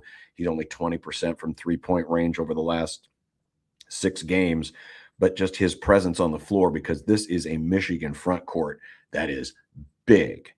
I mean, Mara handles the post. Lendeborg can play both. I mean, he's big inside, but he also can shoot the 3 on occasion. Merez Johnson down low. So, and one of Nebraska's big attributes when they have a healthy Rink Mast is his ability to draw people away from the post, so that it opens up either some back cutting passing lanes or opens up 3-point shooters. If, you get it inside, then spray it back outside. If Mast is either not playing or just, not 100% and has to fight through it, that is going to be a huge challenge, because those guys. I mean, Lendeborg is one of the best players in college basketball. He is. I mean, you look across his stats on Bart, and like a lot of other things, it's color coded. So the greener things are, the better they are. The redder things are, the worse they are, and everything is green. The only thing that's not really green is his 3-point shooting. But again, they don't need him to be a great 3-point shooter. They just need him to be a threat as a 3-point shooter. He's only hitting 33% of his shots, and he takes looks like it's about 45% of his shots are threes. But when he takes twos, he's 68% from two. He's 73% when he's close to the rim. He's perfect on dunks. And then you look at some of the other things. He doesn't turn the ball over a lot, which is important because Michigan can have a problem. We'll talk about this in a minute. They can have a problem at times with turnovers. He can block shots. He can get steals. He can get rebounds. I mean, he just does a little bit of everything. And so if you don't have Rink Mast there to keep guys like him and Mara honest, it just makes the job that much more difficult because Mara is more the true center, and he's the guy you want to get away from the basket because this is a team that blocks a lot of shots. I think what is their block percentage? Their block percentage this year is 5th in the nation. They block it about 16% block rate, which is really, really high. And any ability you can to pull guys like Mara away from the rim, because his block numbers this year are really, really high. I mean, he's got the highest block rate on the team. So if Mast isn't fully healthy, then certainly that is a big, big concern. Forget about Nebraska's at least played a game without Frager, game and a half without Frager, so they kind of know what they're facing here. But I think Rink Mast, I mean, he's one of those guys. When we had the chart, was it last week or 2 weeks ago, the chart of the best 3 players on the floor at a time, Rink Mast was the common denominator in all of those threesomes. The most effective ones out there, whether it's him and Lawrence and Hoiberg, or it's him and Sanford and Hoiberg, whatever combination, Rink Mast he was always there because a lot of things just kind of run through him. So that's obviously a huge area of concern and something worth watching tonight. This is massive, man. We've had the conversation many times. Who's the MVP? Who's the most important player?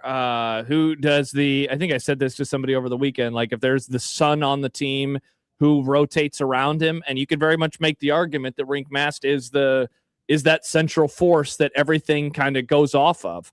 And, Frager's able to get open because of him.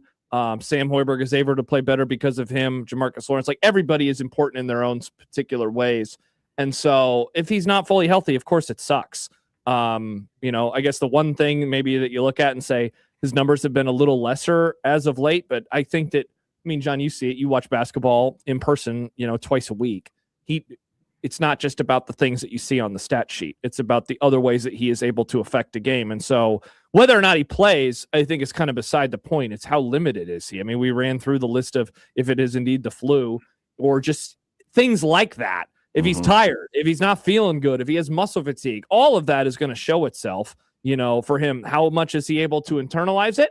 And how much of it is he able to play through if he's able to play tonight? I'd be surprised if he didn't give it a go. And then, of course, you wonder how many minutes he could play and what level of ability is he able to get to? You mentioned it, though, the turnovers with Michigan. This is something that they very much struggle with. They're in the mid 100s in terms of turnover percentage. They give it away over 12 times a game, which is the 3rd highest average in the conference. So that's an area that we have seen Nebraska, A, they don't turn it over, and B, they are able to take the ball away from the opposition. As that run unfolded in the second half versus Minnesota on Saturday, it happened because of, at times, Nebraska's ability to get in the passing lanes. I mean, sometimes, John, they do such a good job in anticipating those passes that you almost think, whoa, that pass was designed for the Nebraska player because it goes right into their hands. It's not even like a tip turnover. It's one where Sam Hoiberg or Lawrence is suddenly running the other way and they're already starting to dribble. And so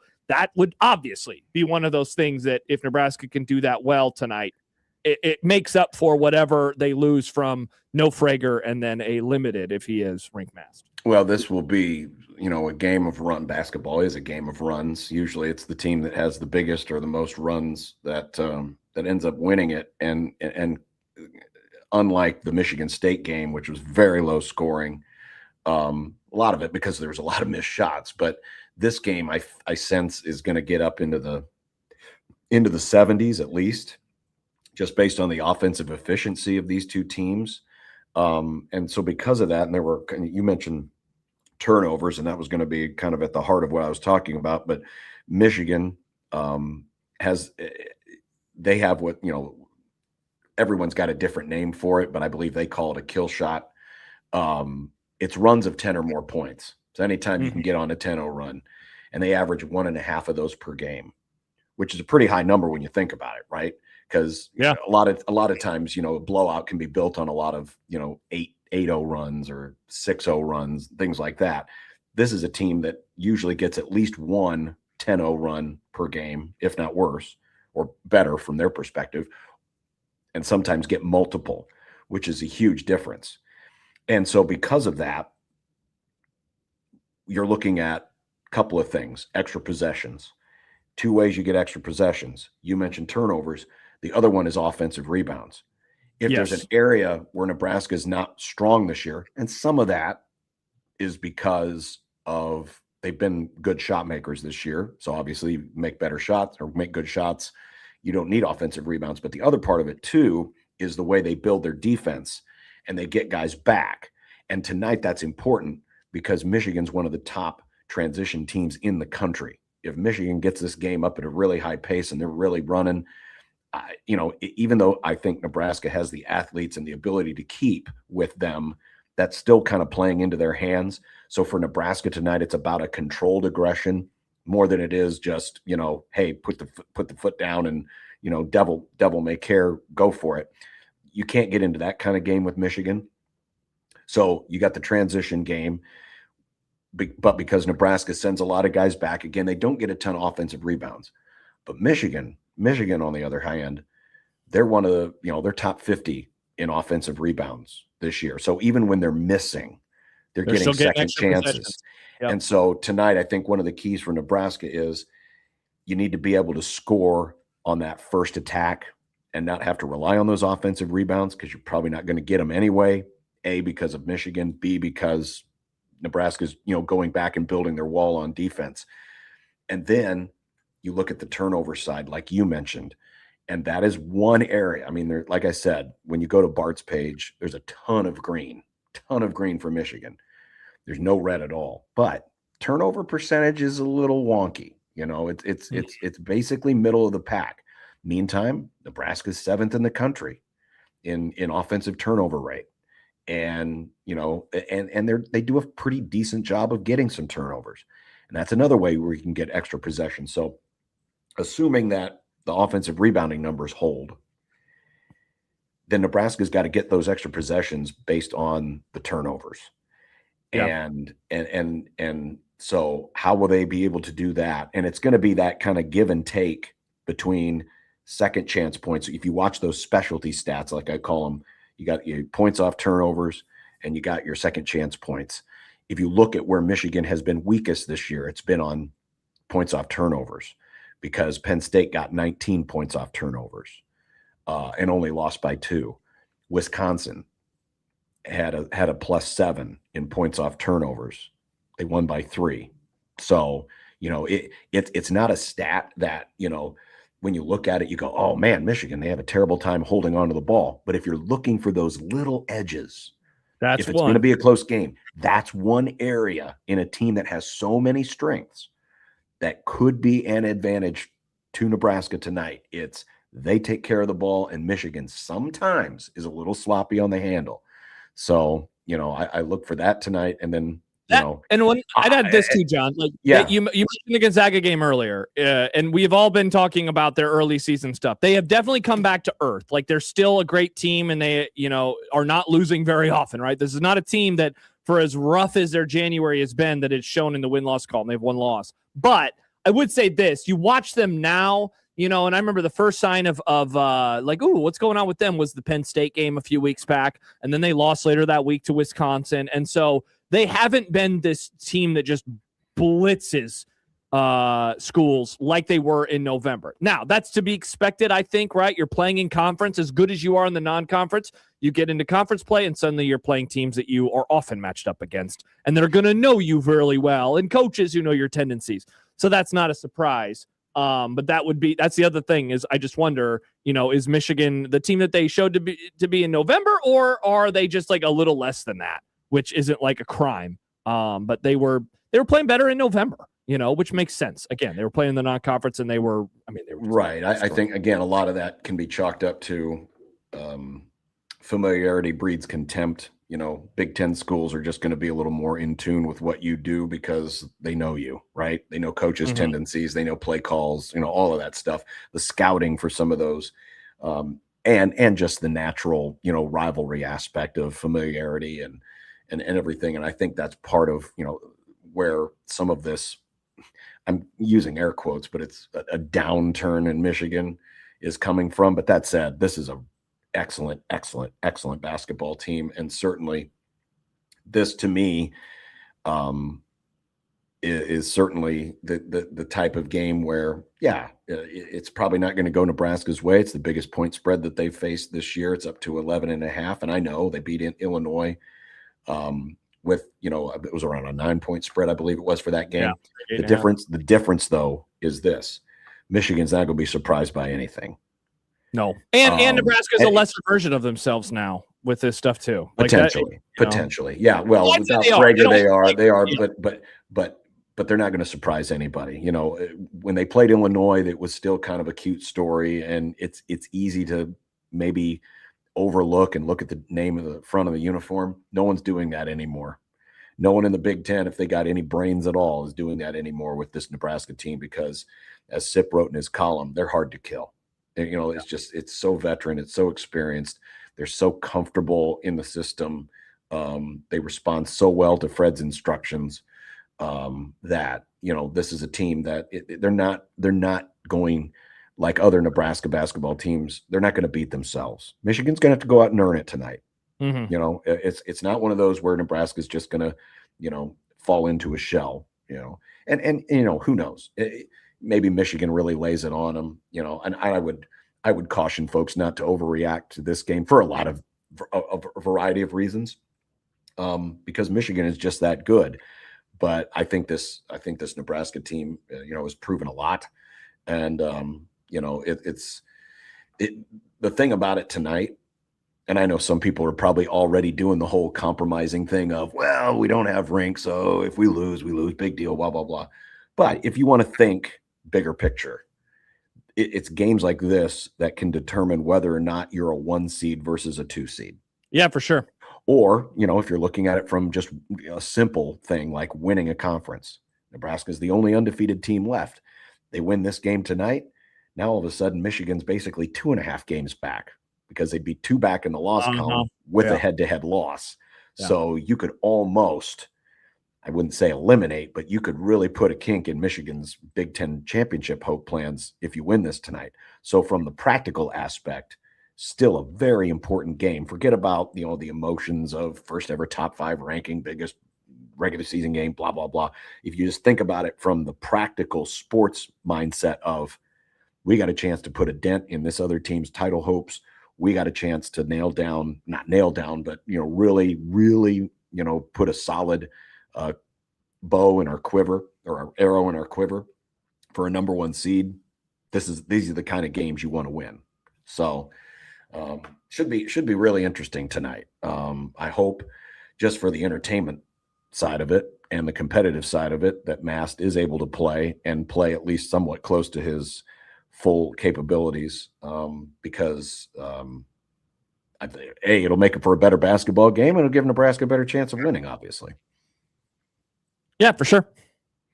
402-951-1620. All right, we're going to continue. We've got Michael Bruntz coming up, and also a preview of Creighton and Marquette, where I am tonight in Milwaukee. As we continue, it's Unsportsmanlike Conduct on 1620 The Zone.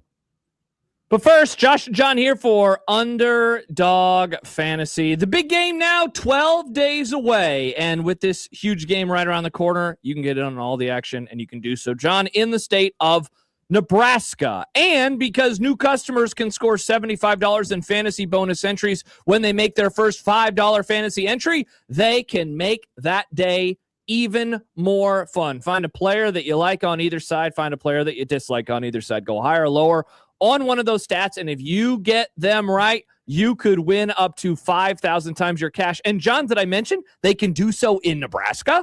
That's right. First ever time for the big game that you're going to get a chance to play Underdog here in Nebraska. So go check it out now. You got a couple of weeks before the big game to scout out some of your favorite players and figure out how they're going to do going higher or lower on those variety of stats and make watching the big game even more fun. So download the Underdog app today, use our promo code 1620thezone, and score $75 in fantasy bonus entries when you play your first $5 on fantasy. That's promo code 1620thezone. With Underdog, make picks, win money. Must be 19 plus and present in Nebraska. Terms apply. See assets.underdogfantasy.com for details. Concerned with your play, call 1-800-GAMBLER or visit ncpgambling.org.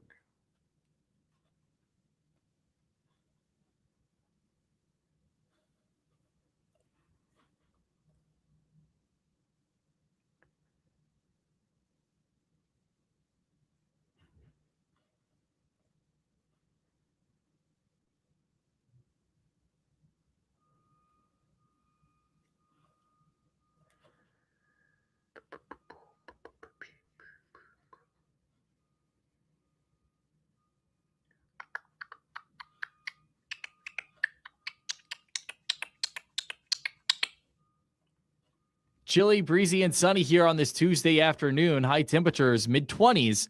Feeling like the teens, though, with the breeze around. But that breeze will calm considerably after sunset tonight.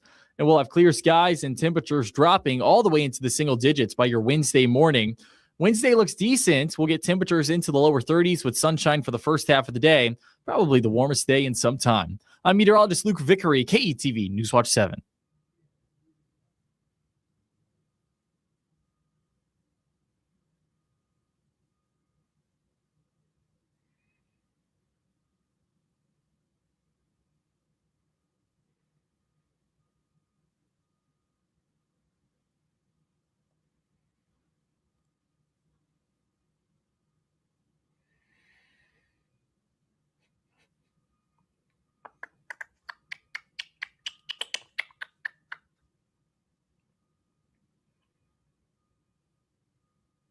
At Woodhouse Lincoln, enjoy 0% APR for 48 months or 2.9% APR for 60 months on the 2026 Lincoln Nautilus. With approved credit, must finance with Lincoln Automotive Financial Services. $299 doc fee due at signing. Offer expires March 31st, 2026.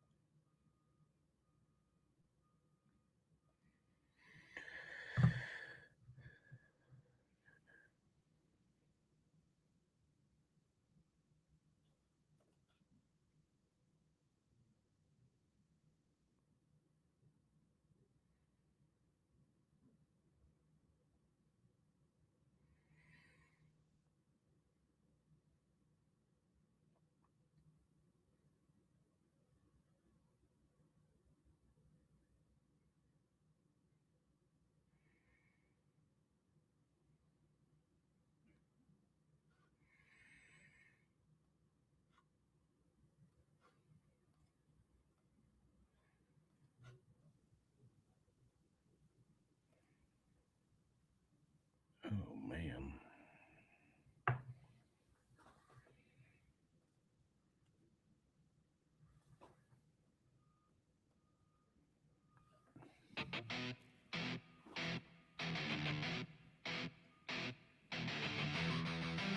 Sonny says on the YouTube chat, this must be what Broncos fan felt like last week. Oh, the poor Bronco fans lost their quarterback. Now Nebraska's down 2 basketball players. Very sad.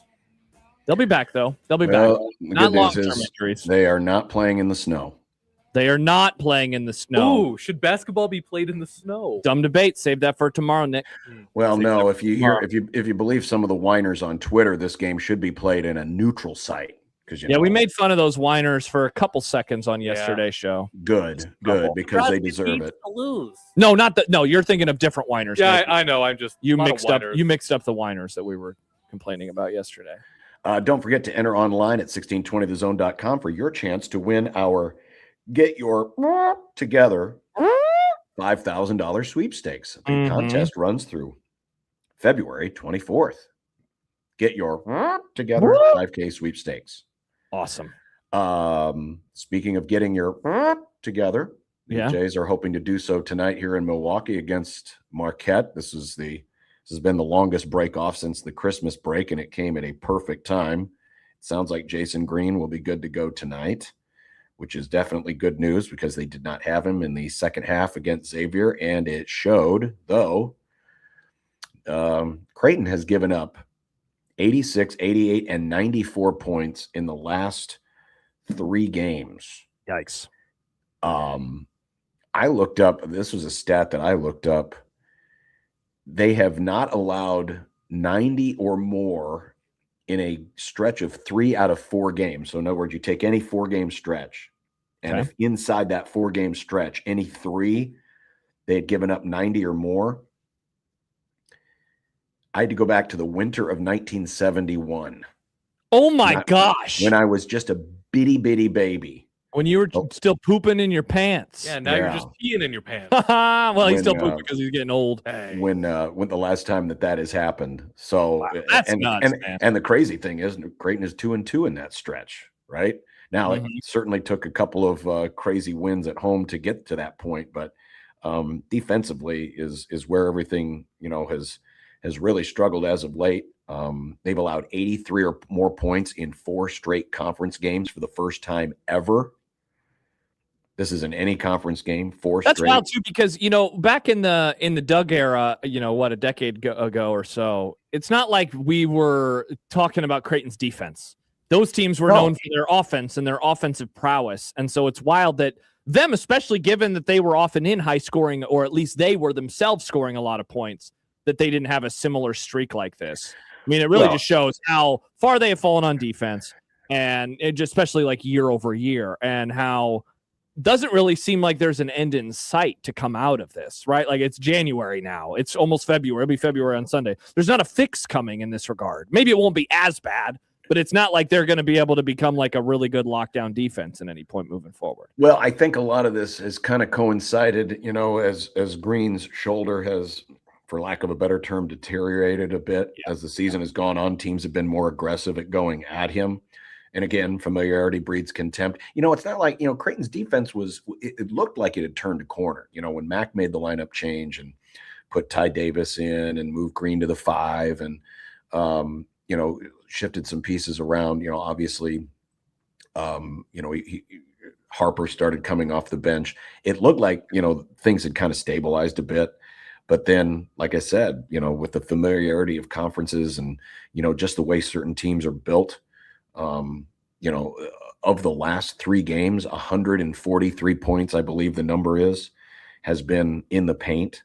It was 50 in back-to-back games, and I think Xavier had 43, if I remember correctly, last Wednesday it was. So, I mean, you can see exactly where it's coming from. I mean, teams are able to get, either get penetration into the post, and then that opens up opportunities, as they try to collapse the defense, or, it sprays out for open shooters. Xavier was able to can some threes last week, and that's certainly what helped move the score up. The interesting thing about tonight is, Marquette's not built the same way as a St. John's, as a, even they're not even as big as like a Xavier, for example, but they have offensively turned things around a bit since the last time these two teams played. Creighton won by 22 points back in December. But they have started to get better offensively, but they're very much more guard centric. Their top 2 guys are Nigel James and Chase Ross. James, James is averaging, as a true freshman, he's averaging 20 points a game in Big East play, which is very impressive. He's been really good from three. He had 23 against Creighton. He kind of started this surge against the Jays a month or so ago. And then Chase Ross, he's been the most experienced guard coming back. He's struggled this year. He's missed a lot of twos. I mean, he'll try to get into the paint, try to get some creative flip ups to the rim. He hasn't been as effective, but he's the kind of guy where if he goes off tonight, Marquette's really tough to stop. But they're not a team that's as predicated in the paint. I'll be curious to see if their attack is different tonight versus where it was, 5 weeks ago or whatever it was. But this game, I mean, honestly, is shaping up to be another offensive, slugfest where, first team to 90 could win because Marquette's been better offensively, but defensively, they're not very good. And they are playing at home, which they usually are a little bit better here. So, hey, real quick before we talk to Bruns, are you expecting something very similar to what we saw with Xavier, where the first game was an ass whooping and it went obviously way down to the wire? Are you expecting more of the same tonight, given that the first one was a comfortable Creighton victory and we could see another close one this evening?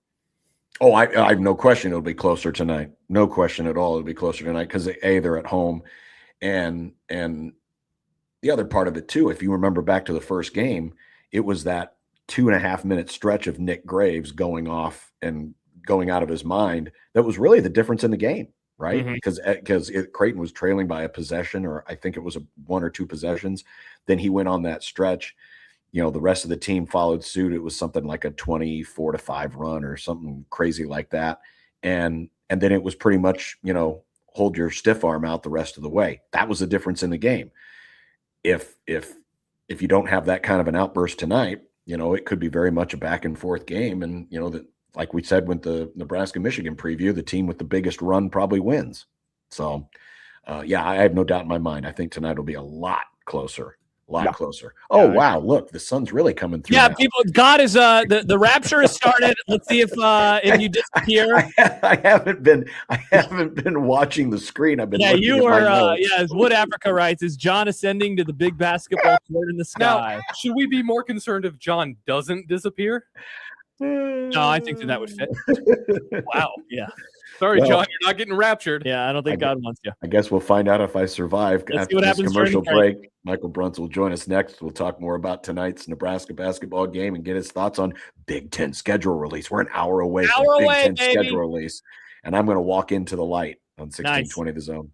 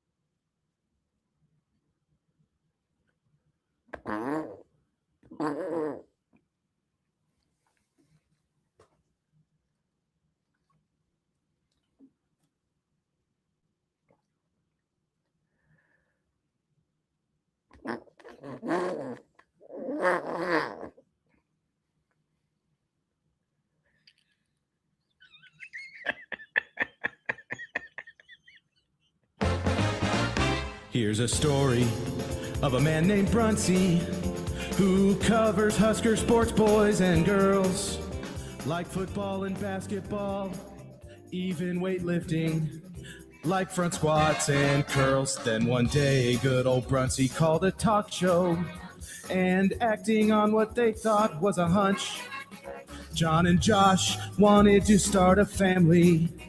And now we get to talk to Michael Brunts. It's Michael Brunts. Michael Brunts. Now we get to talk to Michael Brunts.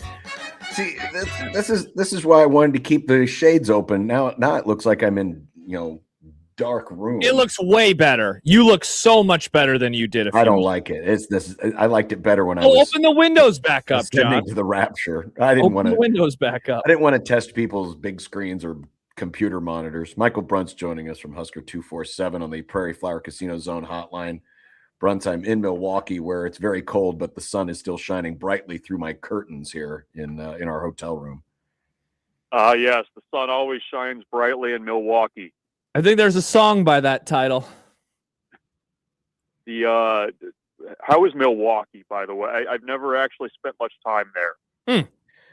It's very cold. It's actually a place I wouldn't mind visiting, in the summer. They got the big summer fest that they do here. Can come here and watch the Brewers or the Cubs play at Wrigley North. I mean, it would be kind of fun, but every time we're here, it's just bitterly cold and not as hospitable. So I'm sure it's a nice town. I just don't get to see the best sides of it in January. Got it. That makes sense.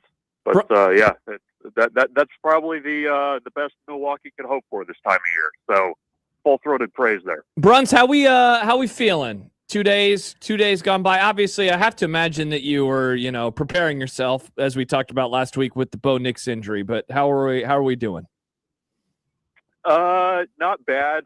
Still not loving the decision to go for it on fourth down. That has not aged well. In spite of whatever was said after the game on that one. But not, I don't know. I'm like, if I can handle it that they lost shorthanded. It's a little bit frustrating because I feel like that was a game that I think Denver could have won with Bo Nix, because like the last 20 minutes of game time of that game, it was just a sloppy mess, and it felt like all you're going to be able to really do offensively was if your quarterback could run off schedule and do something that way. And I think that would have certainly played into Denver's hands with Nix. But I don't know. Good season. We move on, and we're already talking off season. Garrett Nelson signed to a futures contract. I saw that. The Broncos. So yeah, we're on to the draft now, I guess. On to Cincinnati. Yes. Yeah, okay. Brunson and I, we don't need to talk about Sunday. It's not a good day. Understandable. Not a good day. So let's talk about a big game that's tonight. How big a moment for Nebraska basketball is this game in your mind? Yeah, it's a huge opportunity. I don't know about you guys, but in spite of the fact that it's a top 5 game, it feels a little bit still like a house money game to me for Nebraska. But yeah, you definitely have the deck stacked against you a little bit, though. You've got Rink being questionable. You've got Frager out. You're on the road against a darn good Michigan team. And, for Nebraska, I think you really just, kind of lean on what's gotten you there to this point. You're going to have to defend really well.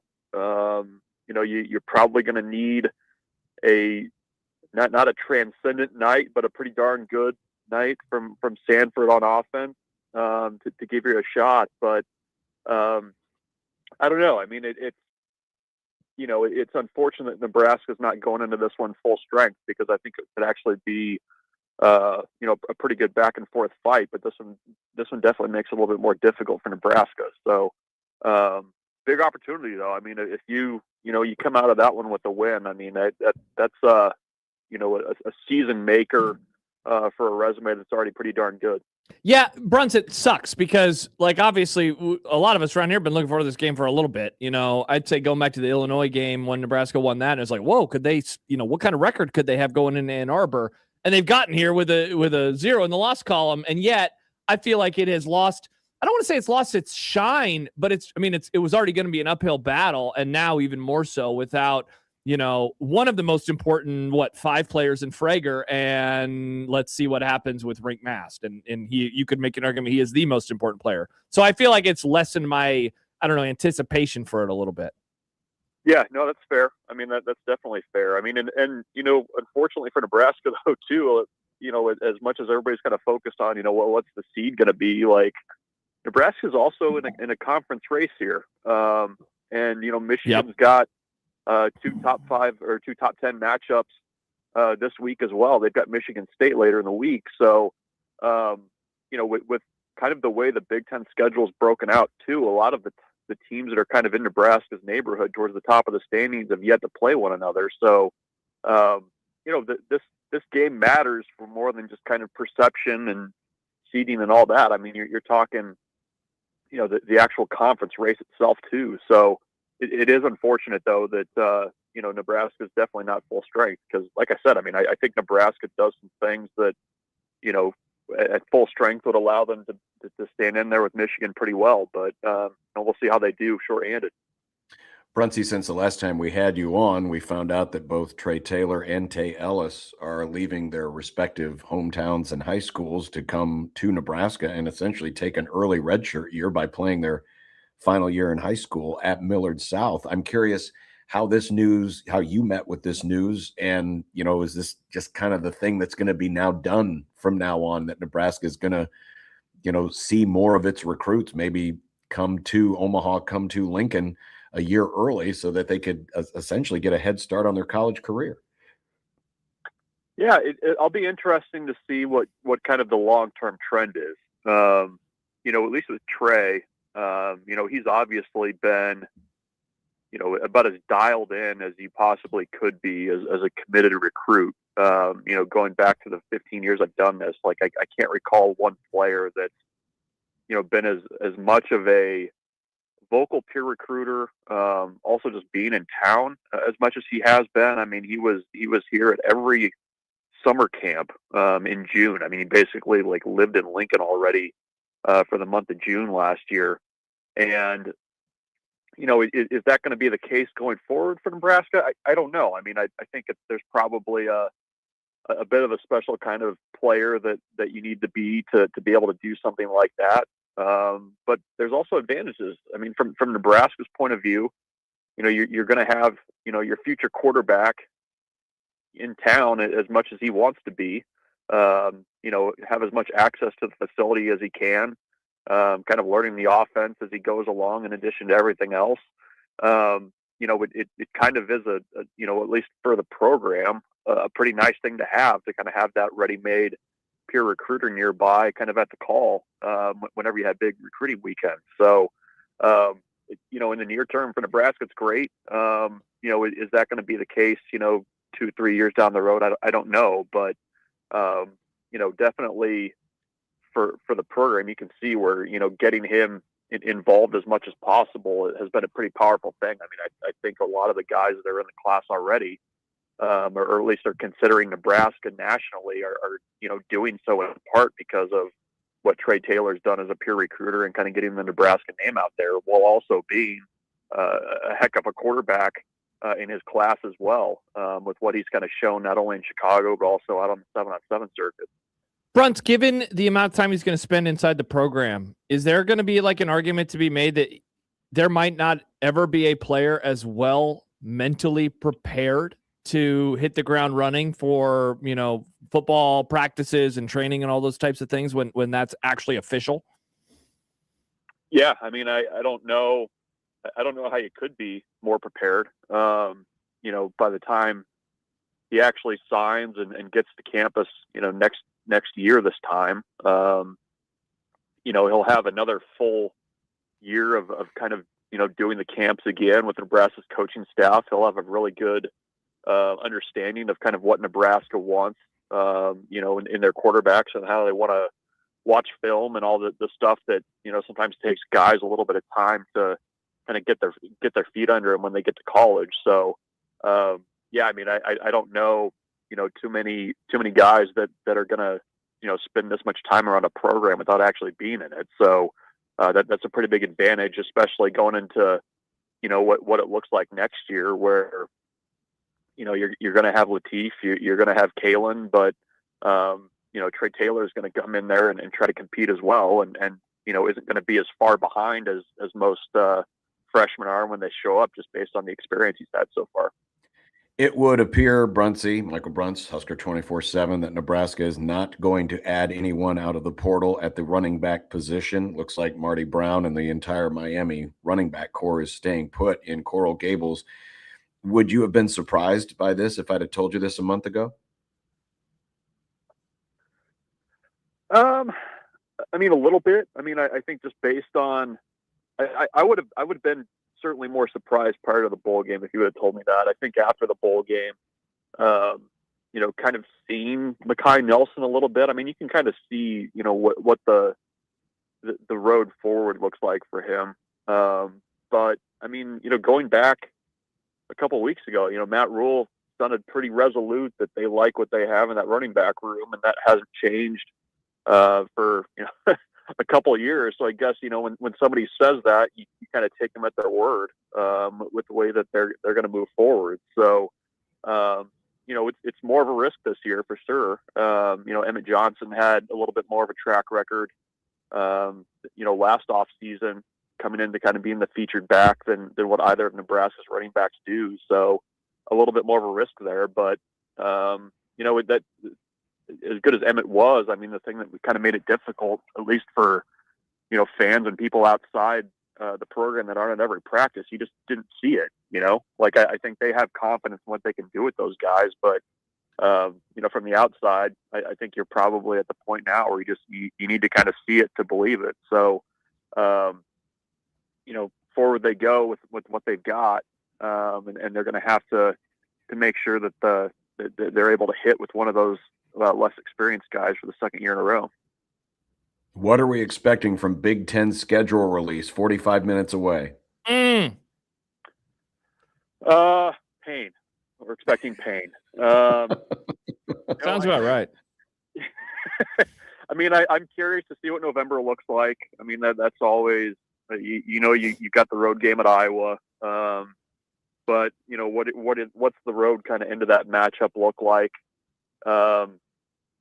You do have the two road games on the coast. So where does that Oregon game fall? Where does, when do you have to go to New Jersey? Those are probably important things. And where are the three games, the Ohio State game, the Oregon game, and the Indiana game? Because, I mean, obviously the schedule is going to be more difficult this year. That's been known for a while, but how those three games kind of fall on the schedule, I think, are pretty important for Nebraska. But I mean, I don't know. I kind of struggle sometimes to really dig deep and have a ton of scheduling hot takes. Like, they're going to play the games and they're going to play them. And Nebraska's just got to figure out a way to win more of them, and especially in November. I mean, I think that's probably where I'm going to look right away, is just, what does that stretch leading into Black Friday look like for Nebraska? And by the way, you only have one bye week this year on the schedule too, which is a change from the last couple seasons. Well, we shall all find out together in about 41 minutes. Michael Bruntz. Well, indeed. Of Husker 24/7. Bruntsy, thanks again. And on to the off season. There's no more football left until September. Yep. Yeah, we're deep into the off season now. It's not a fun place to be. I'm sorry you're with me, John. Yeah, well, it happens. Michael Bruntz. Bruntsy, take care. Thanks, guys. And again, in case you're by wondering, the way, John, you have something wrong on that, by the way. What? The Illinois game is not a home game. That is a road game. They have 5 road games and they have 4 home games. So the schedule got a little bit tougher. I don't know why Husker Max has it wrong, but Illinois is a road game. Well, see, that's so you're telling me that Nebraska Newsmax got it. That's why I should have gone to Nebraska Newsmax instead of Husker Max. I don't know why you wouldn't just go to Huskers.com or FB. Well, because normally right. Husker Newsmax, Nebraska Newsmax is a very reputable site. That's what I've been told. But apparently Nebraska's home versus road games were not their story to tell. Well, I will effort to change that. Nice. Though soon that schedule will not be valid anymore because we will be flipping gears to filling in the blanks of this schedule. By the way, I got something because you put together your optimum schedule. I put together my optimum schedule. There is some, I don't know if I want to call it reporting, but I have something that I can read to you when we return about the schedule and how some might be referring to it as the death schedule 2026. Wow, so it did get harder. Did they put Tennessee? Did they put Tennessee back on it? No, Tennessee is not on it yet. Yet. Yeah. All right. Well, we'll have that, and we will tell you about the optimum schedule, or at least what we would identify as the optimum schedule. Now I have to change mine because I had Illinois as a home game. Yep. That, and we're going to find out why Ryan got tased. Okay. Oh, and the super hot take market. See, we got to move some things around. We got a lot of stuff coming up. We do have Big Ten schedule release that we will react to live when it happens on BTN at 4:30. Awesome. So stay right there. We'll be back right after this on 1620 The Zone.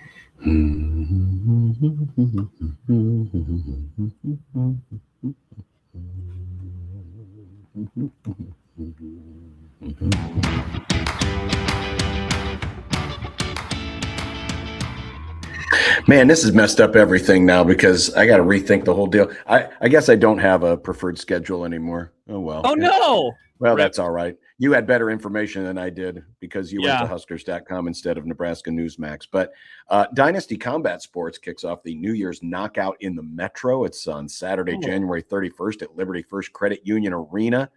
Omaha legend and friend of the Grum, Houston Alexander, is back in the spotlight. He's going to take on Boss Hog Johnson in a bare knuckle clash. There's going to be co-main event featuring Omaha's own Alonzo Martinez squaring off against veteran and Omaha local Dioncio Ramirez. I hope I pronounced your name right, Dioncio. If I didn't, please don't punch me in the face. Kick his ass. You can punch Josh in the face. Listen all week to Middays with Matt for your chance to win your way into the fight. Again, Dynasty Combat Sports, January 31st, Liberty First Credit Union Arena. All right. So before we get to that, last week we had the infamous ref flop that took place in Eudora, Kansas. Well, Kentucky saw that and said, I'll raise you. Hold my referee. It's not even a high school game. It's a middle school game in Kentucky. Okay. And apparently something happens. People get angry. The fans start to rush the floor and get into fights with each other. And the following hilarity ensued. James, go get Justin. Go get Justin. Trying to break up the fight. And here we go. Let's get out of here. Let's get the ball game. Hey. Pretty soon here, we're going to see Ryan. Look here. John, we can barely hear this ball game's got to get over.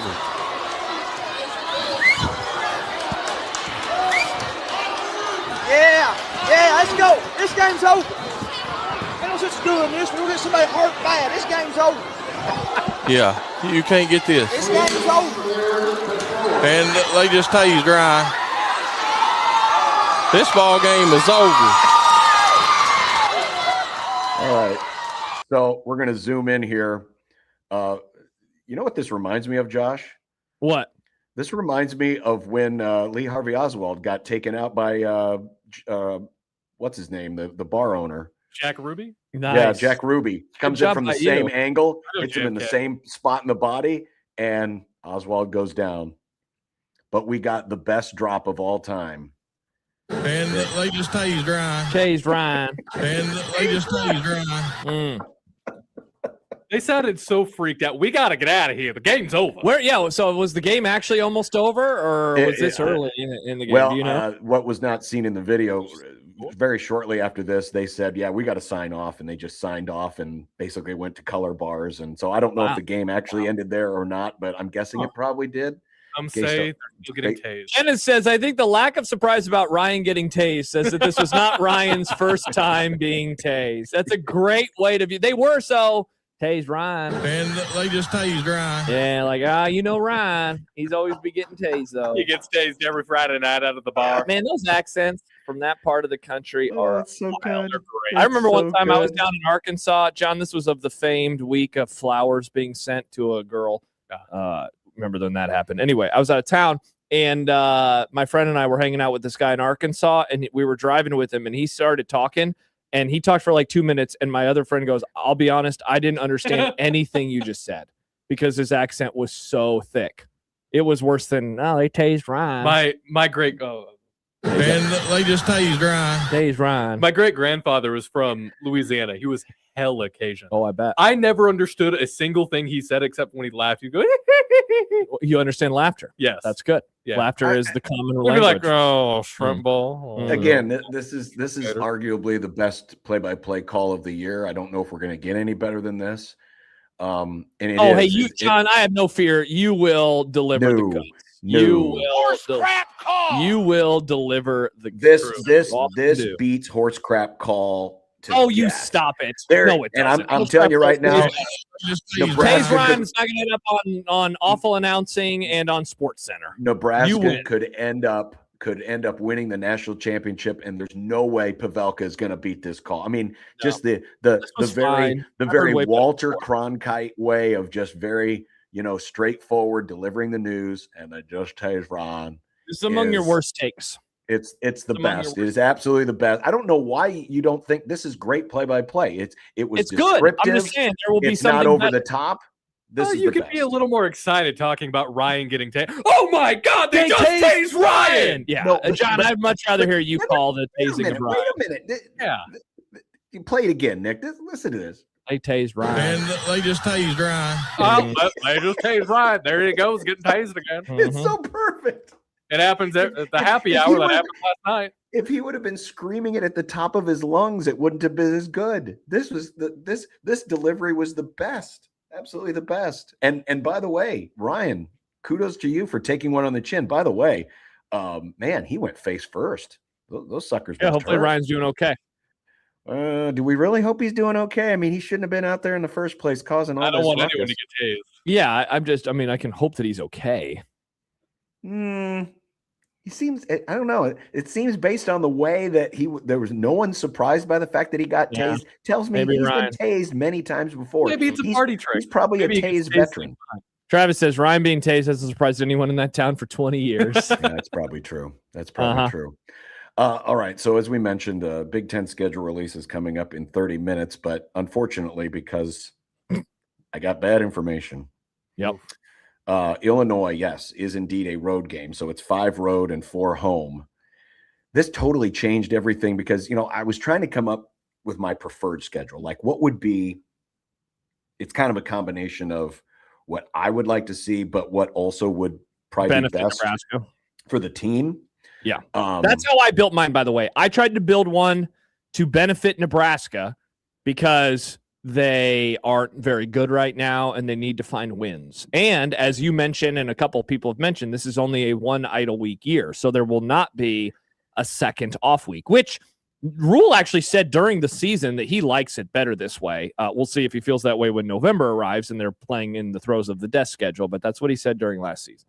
So, okay. So here's where I was thinking. And again, remember this completely changes everything based on the Illinois game.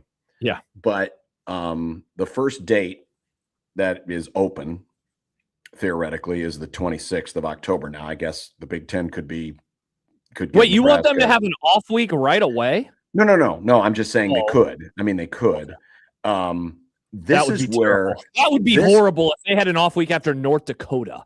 This is where, in my preferred schedule, because part of this is you want to try to keep the big 3 of Oregon, Ohio State, and Indiana somewhat separate, right? Yep. You don't want to play them in back-to-back weeks. Correct. So this is where I put the Oregon trip. Okay. Because they'd be coming off of 3 home games, bye games. Yep. Assumably winnable games. Winnable games. And I think you want to put one of those big 3 right on the heels of this. I know some people are saying, well, why would you want to open the conference season 0-1? Listen, I'm looking at where are you going to have the most confidence? Where are you? You've been at home for 3 weeks. I don't think it does Nebraska a lot of favors when they play the first 4 or the first 5 games at home before they go on the road. Sure. So I guess you could talk me into, sliding Rutgers into this spot or sliding Michigan State into this spot. But I'm also thinking of trying to keep Oregon and Indiana and Ohio State separated somewhat. So definitely. I thought, all right, put the Oregon trip here. Also, earlier in the season, it's beautiful out there on the coast that time of year. So I'm kind of thinking about it from, a travel perspective, because I've seen some people suggest or opine that maybe this will be like UCLA, where it's going to be in November. I don't think you want Oregon in November. I think you want them earlier. Rainy and colder. Yeah. I think you want them earlier. So that's kind of what I was thinking. That's what I was thinking with it. So are we just going week by week, or do you want to just? Again, it's totally screwed up now. Yeah, mine is totally messed up now because now I don't because originally if I had Illinois as a home game, then I was going to place the idle week in the middle of October, and then have Indiana be the second of 2 home games in a row. So originally I was building a schedule with 5 home games and 4 road games, which now you have to completely flip your mindset. Exactly. So I had Illinois being on Halloween and then Indiana the week after that. So you'd have back-to-back home games. But now that, I confused Illinois it totally messes everything up. So, all right. I'd have to rethink the whole thing. So I'm curious what you were thinking and all. Yeah. This. So, okay. Do you want me to give you the pieces of information that I have gathered? Yeah, go ahead. Yeah, absolutely. Yeah. Well, first of all, NFL schedule comes around, and what do we get, Nick? What do we get when we get closer and closer to a release date? Besides Joey predicting, what do we usually get? We have a little drop that we play. What is that called? You don't remember what it is? I was asking you. It's called a leak flash. So there's, John, a Twitter account earlier, QB11, host of the QB11 show with Doug. It looks like it's an Oregon-based show. Tweeted out their football schedule, and they have the Nebraska-Oregon game on October 17th. So, again, if you want to... Thank you. If you want a little bit of intel, that's what the QB11 show is reporting. We'll find out if that's true within 25 minutes. The other thing, though, and this is much closer to home, Sean Callahan, earlier today in the Husker Online chat, was asked about the schedule and what they are hearing. And here's what Sean said on Husker Online. The toughest part will be November. I can tell you with great confidence, 3 of the final 4 games in November will be on the road. Whoa. He adds, hearing grumblings, now Ohio State could also be in November. And if that's the case, I could see that being at night. That is interesting because Ohio State is a home game. So if Sean's intel is correct, that means Ohio State and then 3 road games to finish the season, which, again, the way the question was asked was, I'm expecting the conference hates us narrative to fire up again. Is that including the Iowa game?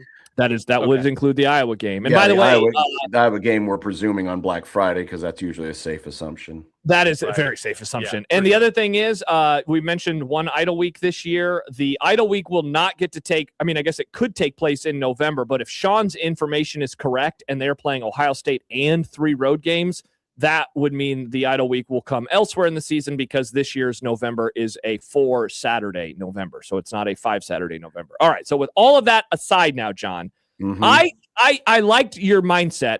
Now, I thought about it just a little differently. And so my thought early was pile up wins. You got to pile up wins. And so my schedule, as you'll see, I wouldn't even say it's super backloaded. It's more middle loaded, though. I don't know. Maybe I actually made it super easy on the front end. So here's what I did. I had Maryland coming out of the non-conference games. That's a home game. Let the good times roll a little bit. Then my goal was get 2 of the 5 road games out of the way in back-to-back weeks, but against the easier teams on the schedule. So I go at Rutgers, at Michigan State. And so, dare I say winnable games for Nebraska in the early part of the schedule. And then I wanted a big dog. And so that's where I put Ohio State next, which is what led into an idle week before another big dog at Oregon. And so my thought process there was play 2 big dogs around a bye week. Thus, you don't have to play them in back-to-back weeks, but you are able to knock them out. And then I alternated Washington at home, at Illinois, Indiana at home, at Iowa, essentially doing my best to not have them play a schedule where you have 2 or 3 road games in such a short amount of time. But if Sean Callahan is correct, that means that they will only have 2 road games in conference in October, and then all of the tough ones, or I guess at the end of September and early October, and then all of the tough games are going to come on the road at the end of the year. That would not be good. That would not be. Going back to that first report from the Oregon site. Yeah. The unfortunate thing about that is the same weekend. There's one Big Ten game that we know. That's the Indiana-Ohio State weekend. Is going to be scheduled. Well, we also know that, Ohio State, Michigan will be at the end of the season. But sure. Yeah, Indiana is playing host to Ohio State on October 17th. So all of the oxygen and all of the attention in Big Ten football and arguably in the country will be on that game. And so isn't that good for Nebraska, though? When they lose by 30 in Eugene, nobody will talk about it. I'm going under the assumption, that Nebraska will keep it close against Oregon. That's a weird assumption. I'm just thinking of it from a perspective of, hey, you want that game to be in a nice, time window or on a good network. You get a good broadcast. Hey, it could still, though, because Indiana, Ohio Sate will probably be big noon. And so Nebraska, Oregon could be, a CBS game or a night game on NBC. It could be. It's just sometimes, because with a game that arguably will have I mean, if you think about it, and I don't remember who all's playing who this year in the Big Ten, but next to Ohio State, Michigan, Indiana, Ohio State's going to be the second biggest game in the conference this year. Oh yeah, with the defending champs, and it's the defending last two champions, and they played a 3-point game in Indianapolis. Exactly. So yeah, that game's gonna be huge. You're probably right. It's probably good that that Oregon, Nebraska goes under the radar, but again, if you're looking for some kind of visibility, whether it's recruiting or something else, maybe you would want that game to stand alone a little bit. But it is a road game, so it's not like it's going to be a big visit weekend or anything like that either. No. A couple comments real fast, because Strigori and Icon and then a texter all hit on the same thing. Strigori says 6-6 is the ceiling next year, 3-9 is the floor. Icon writes, rules not surviving that schedule, and a text from the 402 writes, let's talk about what really matters with the schedule. Oh, wait, that's the wrong one. Different 402. Josh, what record after next year's Boilermaker would get Rule fired straight up? Rule is not going to get fired after the 2026 season, regardless of how tough the schedule is and regardless of how bad of a record they have. The buyout, as Kenneth points out, is still $58 million. It's way too much money. He will be Nebraska's coach in 2027, unless he leaves. They are not going to fire him. Where's he going to go? Nowhere, Nick. He's going to be in Lincoln. A podcast. He is not. They are not going to. Did you disagree with me, John? Was that a little like you don't want to guarantee that he'll not be fired? I would be like 99% sure he won't get fired. Yeah. Yeah. I agree. I mean, 2-10 and they keep him. They're not going 2-10, but yes. Yeah. What's the average season? Any more in college sports? I guess I'll never say anything's an absolute guarantee, but yeah, I mean, the odds of it happening, there would have to be some extraordinary circumstances that probably involve more than just wins and losses. I would agree. What was your question, Nick? What's the average amount of time it takes for a Nebraska coach their first season to when they're on the hot seat? Let's see. Frank Silich took 5 years. Bill Callahan, the moment he got hired. Bo Pelini, I would say it was about 4 years when the rumbling started. Mike Riley, again, the day that he got hired. And Scott Frost probably, after the COVID year, people were pretty frustrated. But I'd say about 4 years. About 4 years. Interesting. Yeah. Okay. That's the thing, though. Hot seat, I would say, very likely to happen. Yeah. Fired? No way in hell. They're not going to fire him. It would cost too much money. Matthew says, can we just fire Rule now? No. Preemptive. Tired of that lip licker embarrassing us week in and week out. Lip licker. Wow. Jeez. God, we're doing schedule release parties today, and people are already firing the head coach already. God, Andrew says so negative all the time. I agree. Our listeners are a bit negative tinged right now, Andrew. They're frustrated by Nebraska football being mid, though. Listen, I'm sure Rank Hownley has a case of the sniffles. It's not that bad. He's not going to die. He'll be fine. We'll be fine. It's fine. It's fine. Let's do some super hot takes, and then we'll be getting the official word from the Big Ten on the schedule release, and Steve Sipple will be coming up in the happy hour, all coming up today. As we still got half a show to go on 16. We got half a show.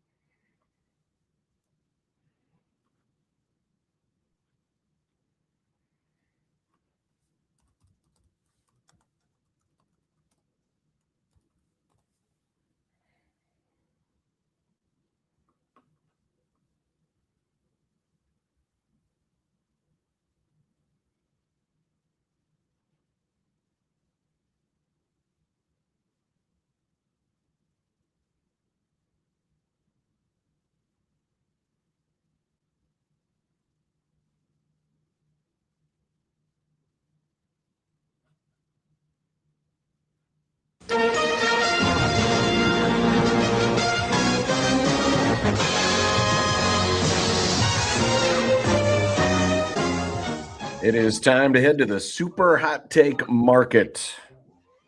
So yesterday, Rutgers announced that they are once again having budget problems. Okay. Big budget problems. Mm-hmm. Let's take down the bars here for a second because I have graphs and charts. This is what Rutgers has been facing in terms of how much they've been spending in recent years. But yesterday it was announced that they have reached a $78 million shortfall in their last fiscal year budget, which brings Rutgers Athletics' overall deficit to $517 million since they joined the Big Ten. And their athletic director, Kelly Zinn, said, quote, "You could make the argument that we do not have an expense problem, but we do in fact have a revenue problem, and a pretty significant one.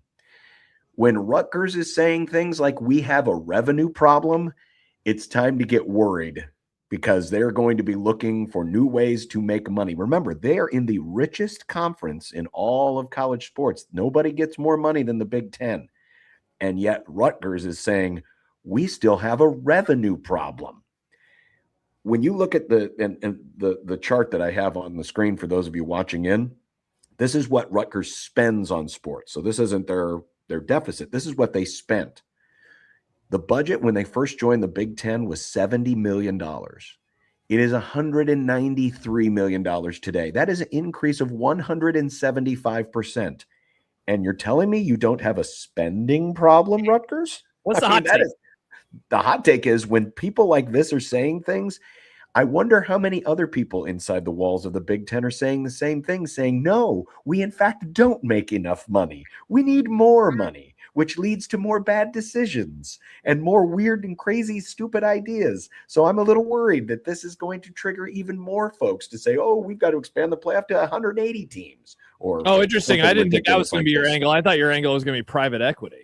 Well, that's part. Like that's another one. Yeah. Of the many dumb ideas that we've heard out of the Big Ten recently. So, yeah, that's the hot take: is expect more people to suggest, "Oh, we have a revenue problem. We have a revenue problem. We need more revenue. Got to have more revenue." And sure, all businesses need more revenue, but you don't think after almost doubling the amount of money that you've spent in less than 15 years, you also don't have a spending problem? John, have you seen the news that just made its appearance on Twitter from Don Van Natta and Seth Wickersham and Adam Schefter? Have you seen this? Have you heard about this? Nope. Bill Belichick is not a first ballot Hall of Famer. My hot take, which I just created out of thin air, this is the most ridiculous thing that I've ever seen from any Hall of Fame in any sport. That is stupid. And the people who did not vote for Bill Belichick should have their votes and voting rights removed. They should be treated as Hall of Fame felons where they never get their voting rights back. I have no idea what any human being needs to do to get into the Hall of Fame if Bill Belichick has not done enough to get into the Hall of Fame. They are not supposed to account for personal grudges. Bill Belichick was an a-hole, is an a-hole, continues to be an a-hole. He always will be an a-hole. He is the most accomplished head coach in the history of the National Football League, certainly of the modern era. And for this to happen, for him to not even miss it unanimously, where he didn't get every vote, but he still got in, for him to not get into the Hall of Fame as a first ballot Hall of Famer shows that this is an absolute joke.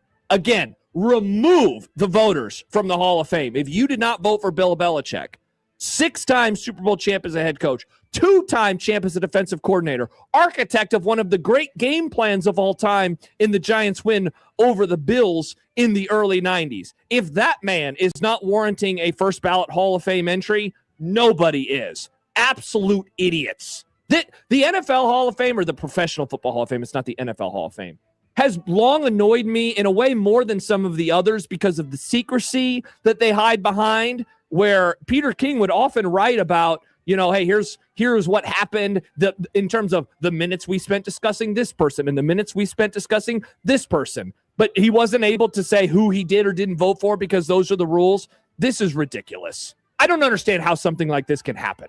Oh, I understand completely how it Then happened. they need to get the hell out of there if you're taking your personal biases in for a coach who has no real controversy. He didn't murder anybody. He hasn't done anything off the field beyond date someone who's like 50 years younger than him. What do you talk about? This isn't OJ. You know, we're not needing to say, well, you know, Bill Belichick, a great coach, but also he ended up in jail. He's a jerk. Who cares about being a jerk? Act like you've been there before, Hall of Fame voters, you absolute putzes. Here's something for the list. You know why Belichick's not in the Hall of Fame? Because they're going to put Robert Kraft in first. That's also stupid. Because Kraft is also on this ballot for the first time, and this has been after years. Oh, he's on the ballot he's been on the ballot a few times. No, well, finalist. I should say finalist. Oh, yeah, finalist. Yeah. I misspoke. Finalist. Yeah. I think this is a concerted effort. That's stupid. To get Kraft in before Belichick. I would not be shocked if Bob Kraft ends up in the Hall of Fame this year, not in a year with Bill Belichick, because of the way this is voted on. It's not like baseball, where everyone votes on their own and then they turn in their a certain amount ballots. of people who get in every year. This is a thing that they sit in a room and they converse, and people bring up their cases and they debate it right there in the room. And what happens when you bring all of those people in a room together? They can sway people with their ideas, and it's like, ooh, if you do this for me, I'll do this. And all angry men. and I think that's what's going to happen here. I think this happening is because Bob Kraft is going to get in first, because the people that were advocating for Bob Kraft were like, oh, we can't put these guys in at the same time. Look at all that. And he's the one that really put everything together, right? He's the one that's behind all those titles. No. This is, you're exactly right. I agree with you. I sign off on everything that you just said. I think there's more to it than even just the fact that, you know, they're using personal grudges. I think this also has something to do with Robert Kraft, which also is in the playing field of personal grudges. And the whole thing is absolutely ridiculous. So dumb. I have a hot take. Oh, go ahead. And Josh, we could probably put this on the list too. Oh, I think that the 2026 College World Series will not be won by an SEC team. Is that a hot take, John? Well, that's a prediction, but I guess it's a hot take. Okay. I think you're crazy. Show your work. I mean, how close did Coastal get last season to winning it all? You know, I think with the way that college baseball is now with the scholarships and everything, we're going to start to see the curve flattening a little bit. And I think the SEC is kind of starting a little bit. I think eventually, maybe even this year, a non-SEC team will win the College World Series. Here is another hot take. Today ends an era. Today is the last scheduled Southwest Airlines flight to feature open seating. The flight will be from Honolulu to Los Angeles. And after today, Southwest will go the way of just about every other airline, and there will be assigned seating. Yep. A hot take. Open seating was never that great in the first place. Whoa, that is a hot take. People love that. People love that about Southwest. Show your work. There's a caveat. It was only good if the flight wasn't full. But if you were on a full flight and you were in the late B group or the C group, you were going to get stuck with the middle seat. I would rather know. Well, sometimes it doesn't work that way. There's something weird about the check-in process. 5 minutes, and I at least get like a B30. Elitist charter flight John doesn't know how this works anymore. Wait, I know how it works. I know how it works. I only like private planes. Ryan. Trust me. There's other shenanigans that are probably going on. I mean, if you're a Southwest member and you got all the points, you probably get to move up in the line. But that's not the point. I never thought the open seating was that great a concept in the first place. I'd rather know going in, hey, this is where I'm going to sit. I'm fine with this. At least you know going in. It's a lottery if you end up getting a good seat. Again, if the flight is full. So I'm not going to miss open seating at all. Hot take. I actually agree with you. It doesn't bother me at all. I will say this though: getting an A and then getting on and deciding where you want to sit is a really nice feeling. But I'm with John. I'd rather fly United and get to know where I'm going. Wow. I have one more for you, John. College football, hot take, I believe college football really is going to turn into soccer. Have you seen this? Have you heard about this? Darian Mensah, their case got resolved today. It seems like it's going to involve some form of a payment from one side to the other. He's probably going to go to Miami. This stuff more and more sounds like transfer fees that we talk about with soccer, when one player will go to a bigger club and the club has to pay them. It also is a combination of your scholarship contract as well, which you've talked about for years. Why aren't there buyouts when these types of things happen? So college football continues to move towards being like soccer, but it's football, which is also called football around the world. Rent a player. Isn't that pretty wild? That is wild. Mm-hmm. And there is your super hot take market. Good job, everybody. Coming up, we might know on the other side of this break. Yeah, what time are we getting the email, do you think? At what point will Keith Mann send us that email? You think it's dropping at 4:30?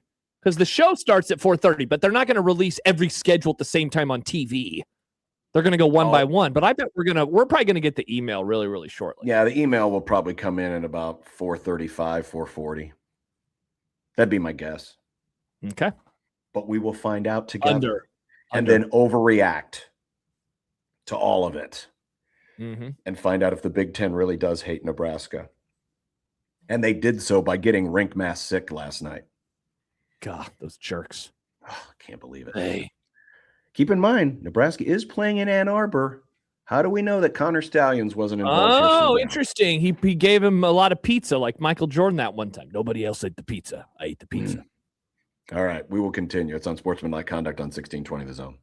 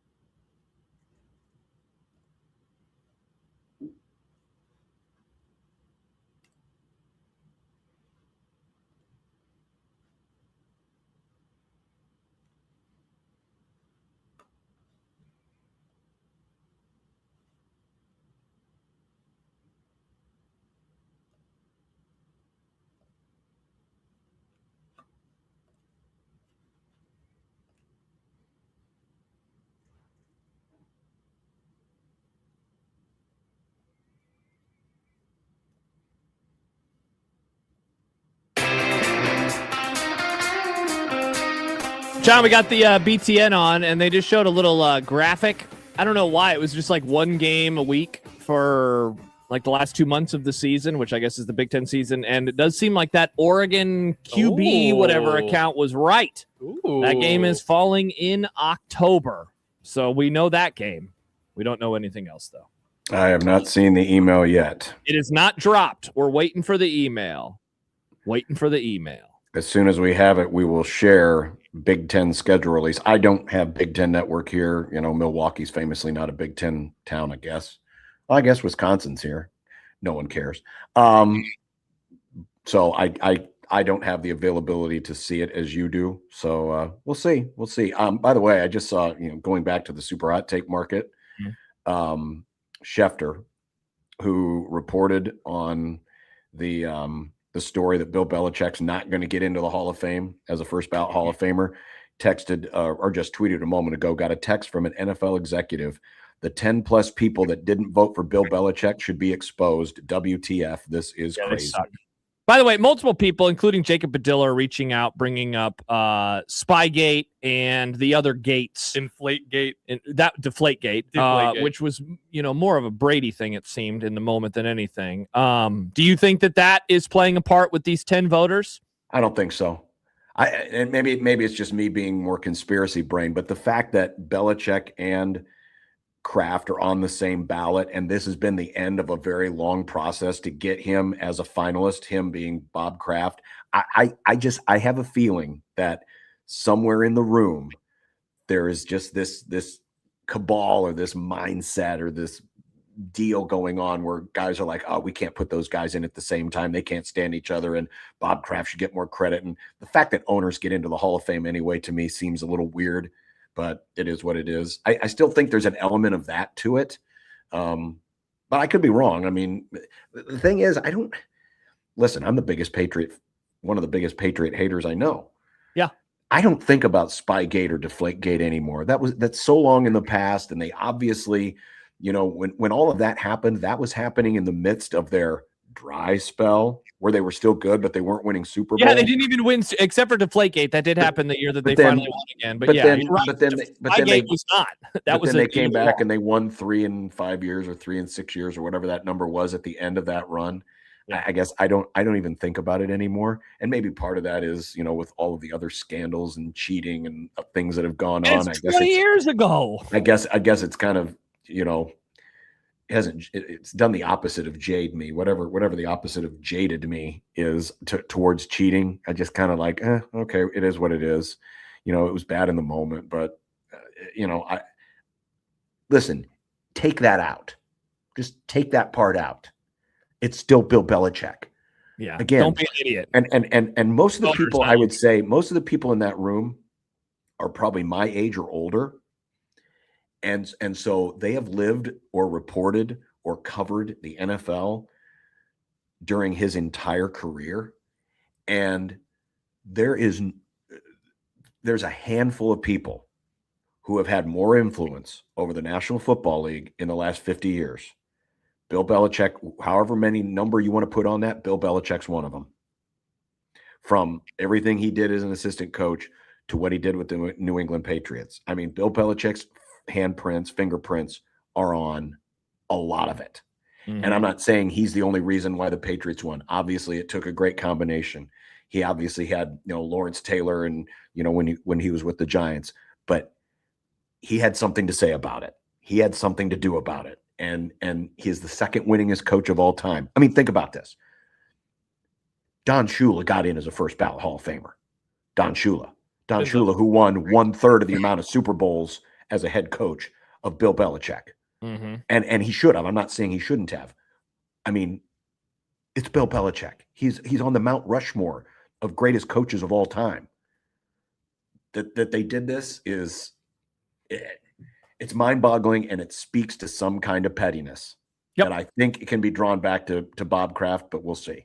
By the way, John, the schedule is being doled out right now. They already showed Indiana's. They're showing Oregon's now. Nebraska will host Indiana on October 10th and then travel to Eugene the next week on October the 17th. So those are the 2 dates that we know definitively at this moment in time. That'll be so Nebraska's going to get Indiana and Oregon in back-to-back weeks. Back-to-back weeks. One of them's a home game at least, and then the other one is on the road. But yes, they will have them in back-to-back weeks in mid-October. The 10th for Indiana, the 17th for Oregon. Yeesh. By the way, the Indiana October schedule is wild. They have Michigan and Ohio State in back-to-back weeks after the Nebraska game. So that'll be a lot of fun. That'll be a lot of fun. So yeah, they're going over. Basically, what they're doing is they're doling it out with a full screen graphic for the schedules for each team, and then they're talking about them just a little bit more. So, given that they started with Indiana and Oregon, it makes me wonder if they are getting in, or if they're going like playoff teams. Like, so we'll probably see Ohio State's next. And so yeah, maybe you'll be right about the Nebraska email. I'm surprised that they haven't sent that out yet. Maybe they're just waiting for it to be on TV. Sad. By the way, Robin Washut, who is boots on the ground journalism in Ann Arbor, just tweeted out a video of Rink Mast now joining his team for the early warm-ups.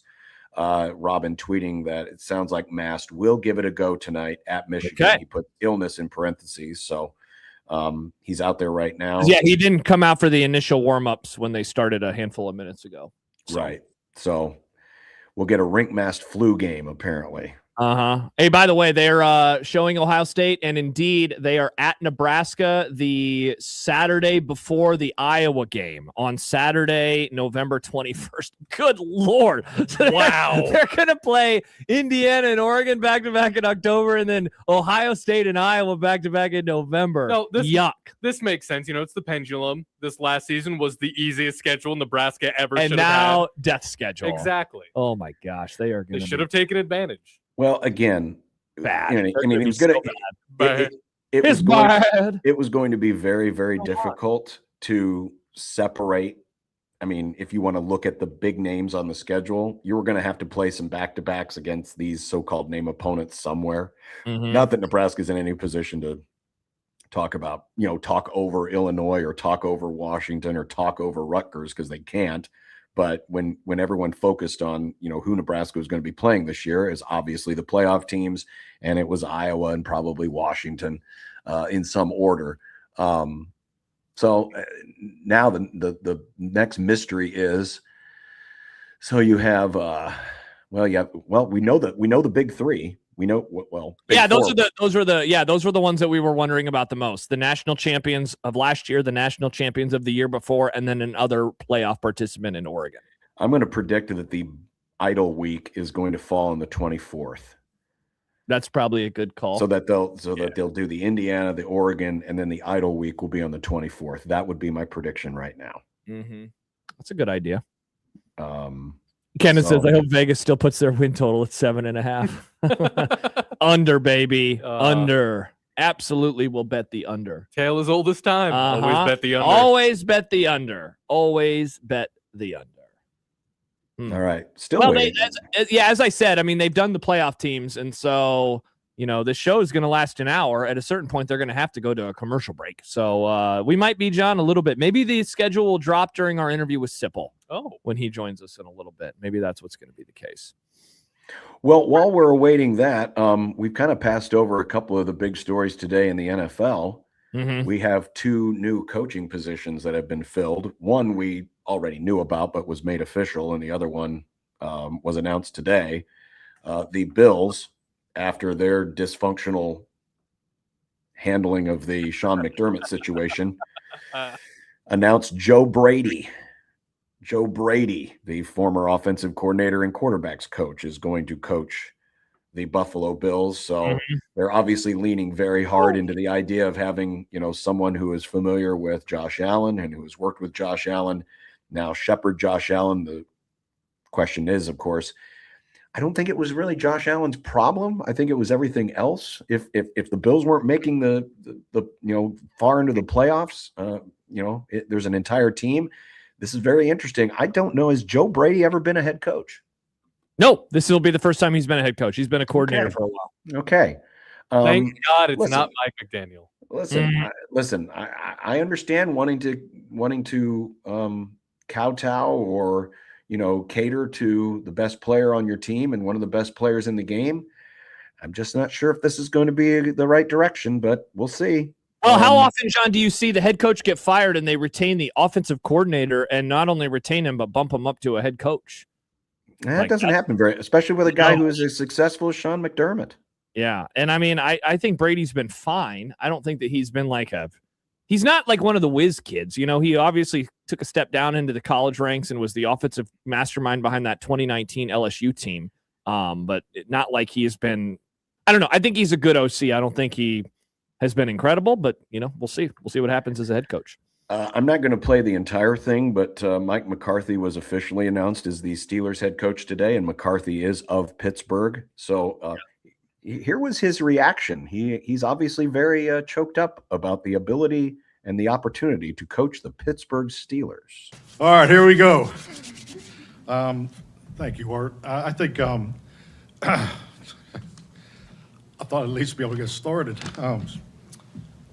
Oftentimes coaches and players, you put on new team colors, and it takes a minute to feel comfortable in those new colors. But to be blessed beyond any measure, one day to put on the colors you wore since you brought home. I apologize. Brett, I told you not to sit my family down here in front. This is so unfair. When you come home from Mercy Hospital, I do want to thank Art Rooney, Omar Khan, Dan Rooney, and the entire Steelers organization for the trust they placed in me to represent one of the most storied franchise in all of sports. Got a little choked up there. Amazing Daniel says, I too was fighting back tears during this press conference. I'm happy for him as a man. I think it's really, really cool. How often did we have this? I mean, in college sports, it's even a rarity, and it's really special when it does, even if the coach fails like Scott Frost did at Nebraska. You never see this in professional sports just because that is pretty wild to grow up rooting for a team and then to actually get to coach them.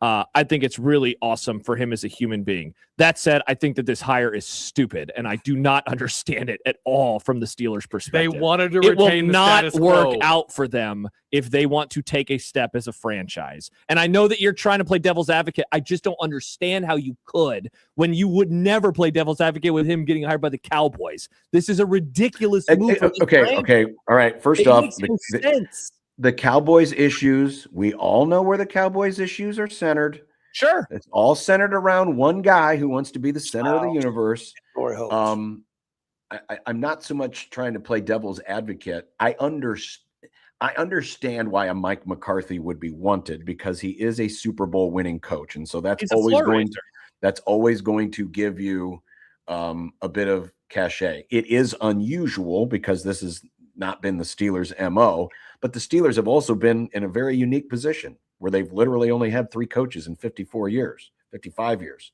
So at some point, the streak was going to be broken, that they weren't going to go out and, find somebody who had never been a head coach before, which was the case with, Tomlin and Cowher and Chuck Noll. So I guess I understand it from the experience point of view. You're right. He is certainly a floor raiser. Is this in an but that's effort not the Steelers' problem. Is this in an effort to somehow keep Aaron Rodgers? They don't like each other. I don't know. See, it doesn't make sense. It's okay to say this doesn't make sense. Their problem with the Steelers has not been their floor. Their floor has been awesome. The problem has been that they don't have a ceiling. That it's a ranch without a basement or a second floor. That's been their problem. If it's to keep Aaron Rodgers, then that's dumb because they hated each other's guts by the end of their run. Also, who cares about placating a 40-whatever-year-old quarterback? Well, if that's the quarterback you're going with, see, that's the other thing too. And this will be the interesting thing with Mike McCarthy is, they're likely going into this with a new franchise quarterback. How they're going to find that individual, where they're going to find that individual, I don't know. And maybe some of this is nostalgia. Maybe some of this was, the fact that, hey, he's been a Steeler all his life, and so we're keeping it in the family. Sometimes these decisions aren't always made with, total and complete logic. Sometimes emotion does play a factor. It will be very interesting to see what happens because this is out of the norm for the Pittsburgh Steelers. No question about it. Yeah, I told this to people last year because the Bears were kicking the tires on hiring him, and it was like, that's a good hire for the Bears because they need to raise their floor. But I always said, like, if you want to win the Super Bowl, he's not going to be the one to do it. This is flat out baffling with the Steelers. Their problem has not been that they have a low floor. No, their floor is awesome. Their floor is what everybody should want. They're always winning 9 games. That's not the issue with the Steelers. The Steelers are not, they're not Jacksonville. They're not Tennessee. The Steelers don't hold themselves to that standard. They want to win Super Bowls. This isn't a move that is going to help them win Super Bowls. Let's see. I have not spotted any other schedule leaks yet, so we're still waiting. None yet. So I guess we're going to find out when SIP does. We're all going to find out at the same time. Mm-hmm. They're going to make us wait just a little bit longer, but if you just missed it, because of the other teams' schedules that have been released, we do know that Indiana will be on October 10th in Lincoln, followed the very next week by the road trip to Oregon. And then Ohio State will come to Lincoln on Saturday, the 21st. And then Nebraska will have the short week. We presume it's not official yet, but it might as well be. Black Friday will be at Iowa. So Indiana, Oregon, back-to-back weeks, Ohio State, Iowa in back-to-back weeks with a short turnaround between Ohio State and Iowa. We should also point out that Ohio State has to come to Lincoln and play Nebraska before they play Michigan. Oh, that's going to be really hard. So take that, Ohio State. It's going to be really hard. All right. Steve Sipple will join us next. We'll get his thoughts. Now that we know that Rink Mast is on the floor and is mobile, we'll see if that has picked up Sip's spirits a little. And we'll probably break some schedule news to him while we have him on, too. Hopefully. Yeah. Happy hours next on 1620 The Zone.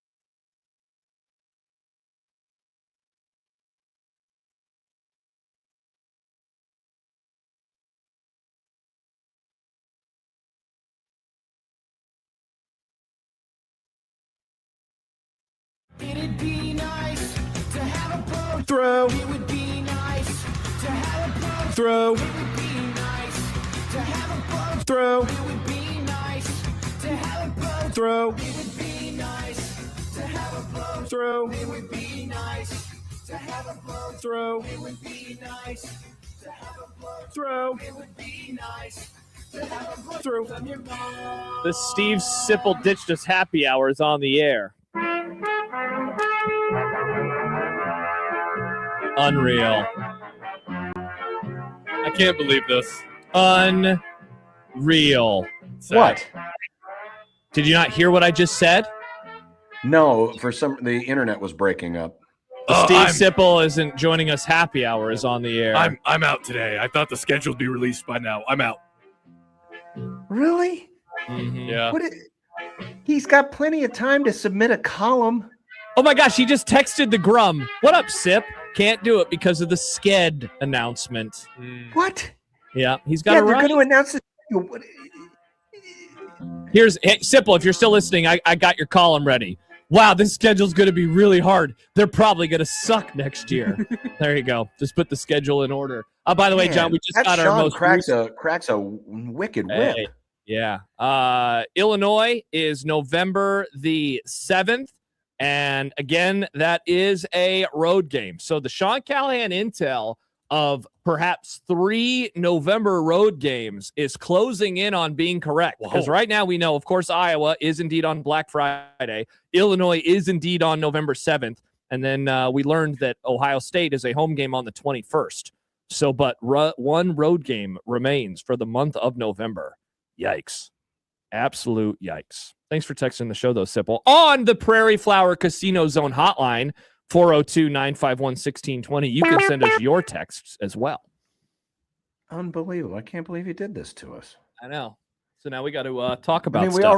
we already knew that they were playing these teams. I mean, it's all we're talking about is the order. Let me ask you something. You people, and I do mean you people, you always say that. We already knew the schedule. And yet you, John, yourself have built multiple segments today around the schedule. I have not built multiple segments around it. You built a let's create the perfect schedule. You care about it so much, but you pretend like, we know the games. No, I'm just saying it's not something. It's not something that's time sensitive. That's all I'm saying. It's not something.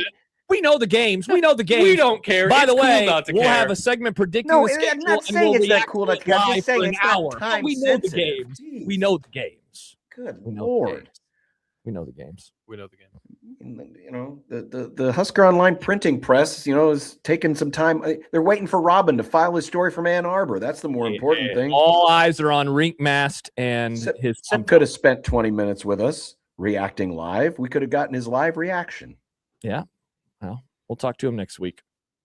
Well, hopefully, just unless they announce something else next week. We've already got about half the schedule already anyway. That's true. We're putting it together piecemeal right now. We are. We know. Please, sir, can I have another? So what do we know right now, Nick? We know Indiana. We know Oregon. We know Illinois. We know Ohio State. We know Iowa. Yep. Right. So we know 5 out of the 9. Oh, hey, they're showing Nebraska, but they're going to commercial break. Rats. So we're going to learn within the next segment Nebraska's schedule. I mean, I wanted to have the graphic built so we could just put it up on the screen, but I gotta wait. By the way, we are about. I could do it during a commercial. I gotta wait. We're about 10. Get ready for this. Let's all have some fun with this, shall we? Okay. We are about 10 minutes away from a lot of Nebraska journalists taking pictures of their televisions and tweeting out the schedule. Set the line. Just get ready. They're going to be, and now if some of them are listening right now, they're going to be like, crap. But get ready. There are going to be some televisions on your Twitter feed within the next segment. I can't wait. I love pictures of TVs. Wait a minute. No, John's going to do it too. Okay. I just want to be ready. Mm-hmm. Just want to be ready just in case. All right. I just want to be ready. I had to go get my phone. We've gotten to the age where you have the ability to take a screenshot on everything but a TV. Soon, maybe. You can do it with Xbox and PlayStation. You can have screenshots of games and stuff that you're playing. Mm-hmm. How long until we get a button on a remote that lets us just screenshot that so we can stop having people take pictures of their televisions? Yep. Stibbs writes, this is Michael Severe's Super Bowl. Damon Benning, meanwhile, is like, let's go, tweeting out pictures of the TV. Oh, Bigelow says, were their laptop screens because they may be in Ann Arbor. You can take screenshots on laptops. You don't even have to take a picture of it. Oh, man. It's just built in. Get ready, baby. Get ready. All right, there you go. I just tweeted out a picture of my television screen. So there you go. You are such a dork. I just wanted to get out ahead of the curve. I just want to be ahead of the curve. I wanted to be the first. I have a lot of dorks in my life, John. You, I think, are the biggest, and that's why we love you. Oh, you stop. You are. You just tweeted a picture of your TV.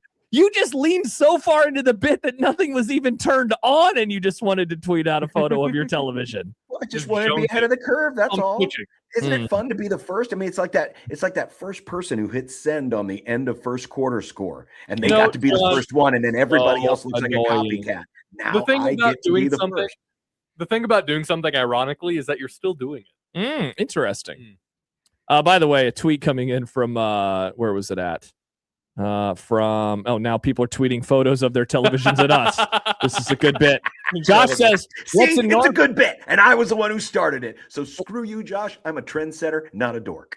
What's enormous for Nebraska is they decided to build up a bunch of depth on the interior of the defensive line. So for these big games in the second half of the season, they should still be fresh. Oh, man. Jason says, I think we should forfeit the season, focus on 27.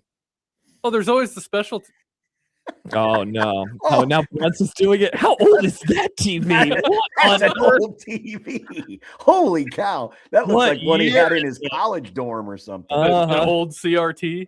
You should go check it out, Nick. It's pretty wild. It's not an old CRT. It's a big screen, but it is a 4x3 big screen. Those were so dumb. No. Joe in Vegas, by the way. That's not a 4x3. That's is that a widescreen? Yeah, that's that's one of the first Sony HD TVs, the big console, because you can tell it's a console because it's got all the, you can stack stuff on top. My first big screen. Is that a console? Looks like the speaker. I don't think I think that's a part of the TV. Well, I'm sorry. The whole but I mean, it's one of those big, deep HD TVs. Like I used to have one of those big Mitsubishis where you could like stack stuff on top of it. And this is the Sony version of the same thing, it looks like. By the way, Washington just was announced as the Halloween game. So Nebraska, we now know, is that six? Okay, so we know 6. Don't know 7 just yet of the games for Nebraska. So Washington home game on Halloween. Do you think they're going to save Nebraska for last because they know Nebraska fans are going to be the most on the edge waiting for it? I think they're doing it by standings. I think they're doing it by Big Ten standings. So that means Purdue will actually be last. Oh, Nebraska's coming up very, very shortly. We're going to learn Nebraska's whole schedule very, very shortly. I love this. What, the TV thing? Yes, it looks great. Seriously, picture of your television. I can't wait. Sam McEwen, it's all the usual suspects. I'm really excited for this. Preferably with nothing on it, with it's just turned off. And here's the thing, taking a picture of your television with the schedule on it, I think is bad. It looks ugly. But a lot of the times they do it, as Bigelow said, on their computers, and their computers are dirty, little spittle, Just take a screenshot. Take a screenshot. I'm begging you. Yeah, they don't know how to do that. Wait, what? Take a picture of your TV. Ben points out Washington has a bye before Nebraska. They do. Oh, does Sean have the sketch? Yep. And Nebraska also has an idol before Washington. So we'll get this out here momentarily. But the schedule now, according to look at Sean Callahan. Wait, so Sipple already had this thing written and he didn't join us? Damn it, Sipple. Come on, Maybe man. he didn't want to accidentally let something slip. Oh, there it is. Oh, man. So wait a second. This means they had it and they could have released it. They could have reported this news. It wasn't their story to tell, Josh. Great point, Nick Grimm. Great point. If I had access, you know what I would have done? I would have put that out. And then you would have gotten taken out by a sniper. I would have gotten a phone call from Tony Petiti. There it is. And the fact that Sean had this inside information earlier tells me that they had this a long time ago. Sip's column is probably already written. Unreal.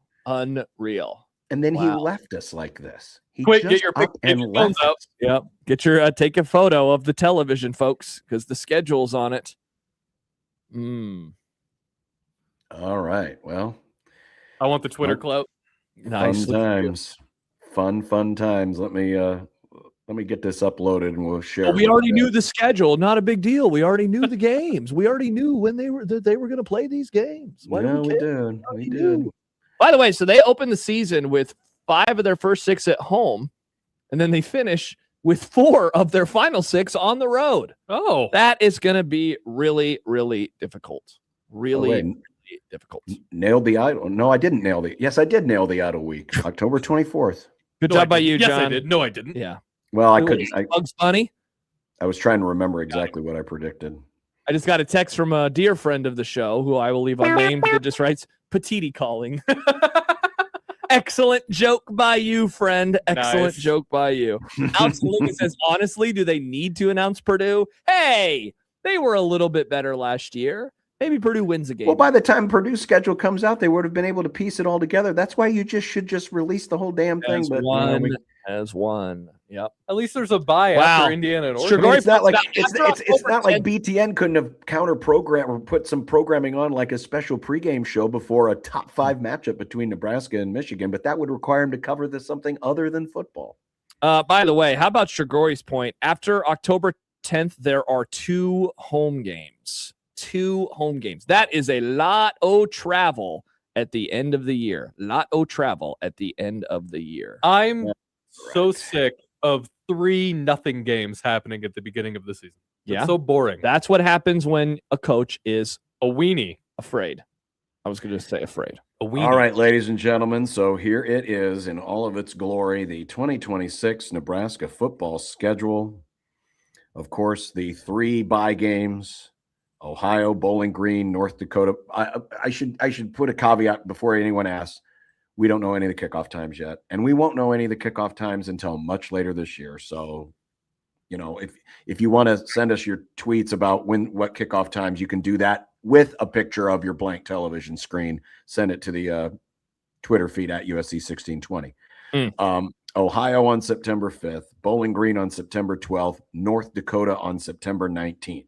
A real murderer's row, as we called it back in the day. Then Nebraska will travel to Michigan State on October 26th. Then back-to-back home games against Maryland and Indiana. So Indiana will be October the 10th. Then Nebraska goes to Oregon. So one of their 2 really long road trips will come on the heels of the Indiana game before an idle week on October 24th. And then the finishing kick, Washington on Halloween in Lincoln, followed by 3 of the last 4 games on the road. November 7th at Illinois, November 14th at Rutgers. And I'm sure that Rutgers kickoff will probably be at like 2:30. So it'll be even a later return home so that it'll feel like another short week before Ohio State, the final home game of the year. Imagine that. Usually unless it's Iowa, because that's always the last game of the year. The fact that Nebraska is closing out the home schedule against Ohio State, that's rather interesting. Kind of takes me back to the old Oklahoma days.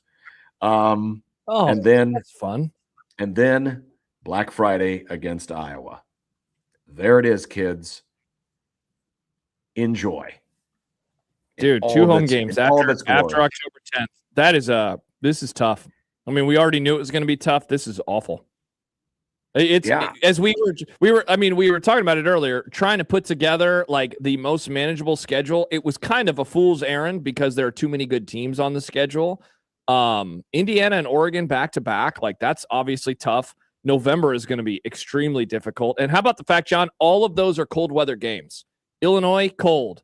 Rutgers, cold. Ohio State, cold. At Iowa, cold. Mm-hmm. So, once the calendar flips to November, the sun starts setting early. They're only East Coast games. Like this year, it was such a benefit for them to have that UCLA game in November.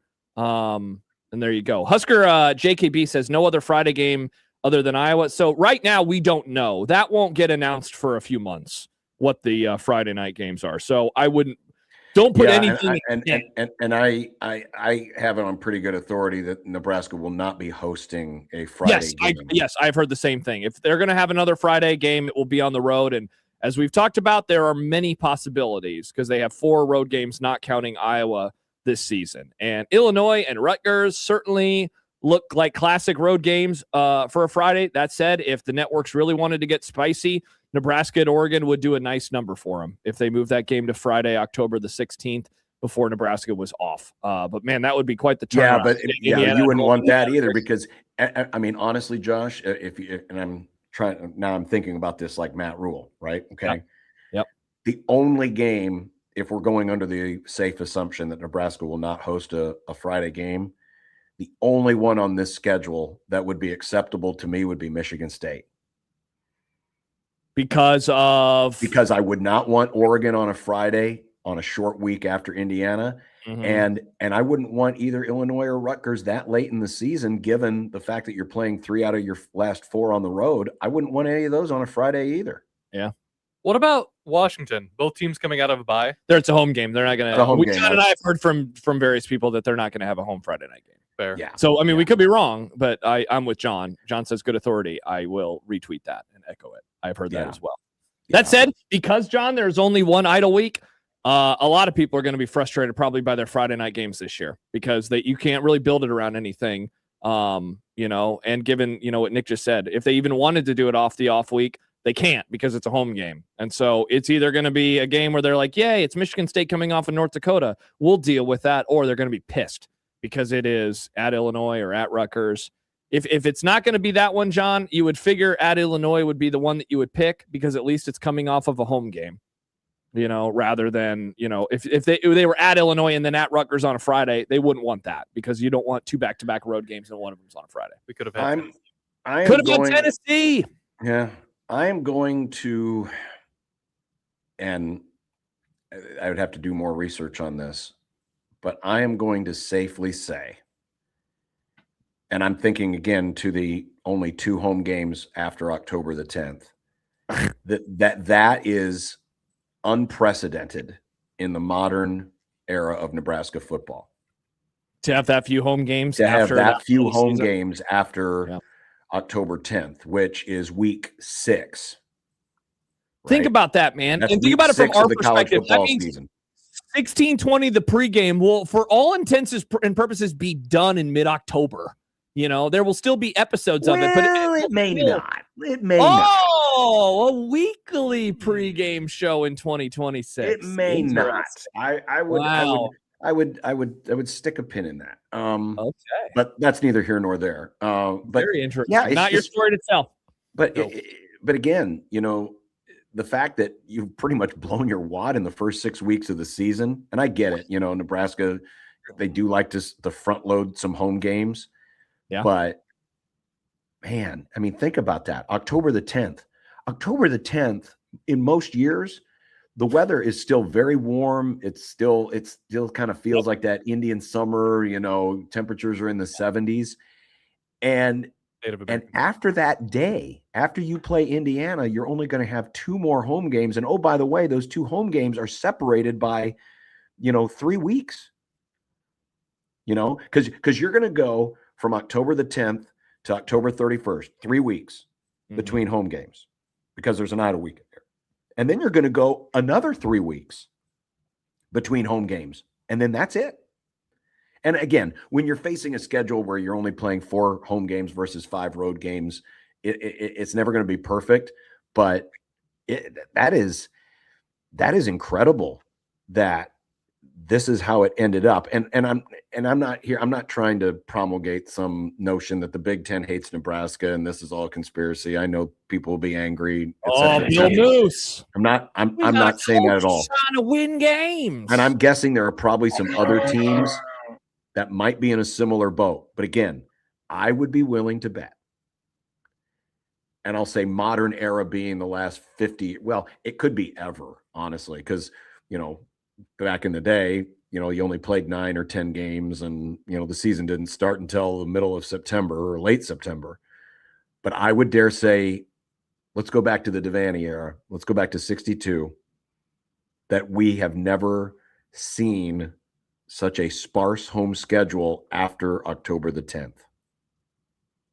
I have to imagine that you're right. I have to imagine that you're again, right. I would have to, I'll maybe others will look it up for me before now and then. I don't have time to do it obviously today. But that that to me kind of stands out more than anything. I mean, sure, you got Indiana and Oregon back to back. You got Ohio State and Iowa back to back. Again, you weren't going to be able to, space everything out perfectly.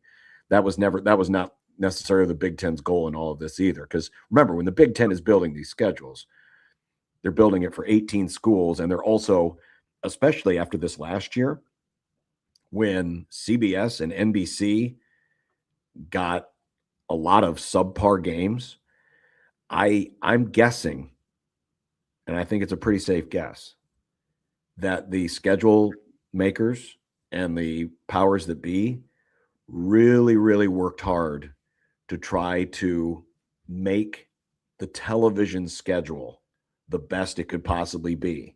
I mean, absolutely. You already have NBC saying, hey, that one conference championship game that we have, we'd like to opt out. We'd like to sell that if we could.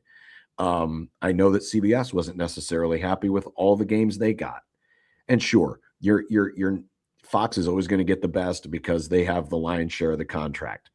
But when CBS signed on, when NBC signed on, I'm guessing they thought they were going to get better games. And we're 2 years now into this experiment, and it's been more miss than hit. And so my guess is that Nebraska is not going to be the only team that's going to look at their schedule and go, really? Because I think the first and number one goal for the Big Ten Conference was to build a schedule for all of its schools that first and foremost served the most important master. Yours. Television. Yeah, two things. One is them having only one off week this year is going to really help them because that means that you won't have so many teams missing so many weeks. There was, I think, only 2 weeks all of last season where all 18 teams played in conference. So that'll be a positive. Also, I want to read some responses to the schedule. You're going to sense a similar theme from our listeners, a lot of optimism. 402, looks like Rule's going to have another depressing November. Chris emails in. Given we're going to have this tough schedule, sure is a good thing. Matt Rule and his coaching staff absolutely crushed it with top 5 recruiting and portal classes, so we have excess talent just waiting to play. Oh, wait, they didn't do that. Never mind. Mark writes, besides the tough conference schedule, do we really think Ohio is a gimme? They went 9-4 last year, won their bowl game over UNLV and Nebraska's new starting quarterback. I could easily see an 0-1 start. And Money Chris, why is everybody worried about Friday versus Saturday games? I mean, is it better to lose on a Saturday than it is on a Friday night? It seems to be a whole lot of concern over where we have our losses. Again, the positive boys. The positivity is absolutely there. So with you guys looking at just this right now as we have it, what do you see the record being? I said 5-7 when we did our last show of the year. I'm a 5-7 guy right now. Sam writes 4-8. Oh, whoosh. 4-8 probably means they have to drop one of the non-cons, right? Can't go 4-8 with going Ohio. 3-0. I'll be the positive boy, 6-6. Wow, look that's positivity. The positive no, boy. I mean, technically it is. It'd be a bowl trip. By the way, that bowl game will also be a road game, so that's true. To answer your question, Severe has already been doing yeoman's work. 1979, Nebraska played at home on October 13th. 2 more after that, the 27th and November 17th. Okay, thank you, Michael. Now, I will. So, I'm going to pull up 1979 now as well. I'm guessing, though, that after that date, they didn't have 6 games left. Let's see. Oh, wait, they did. So, yeah, they played Kansas at home. Then they were at Oklahoma State, Colorado at home, at Missouri, at Kansas State, Iowa State at home, at Oklahoma. Wow. So it's basically like this schedule.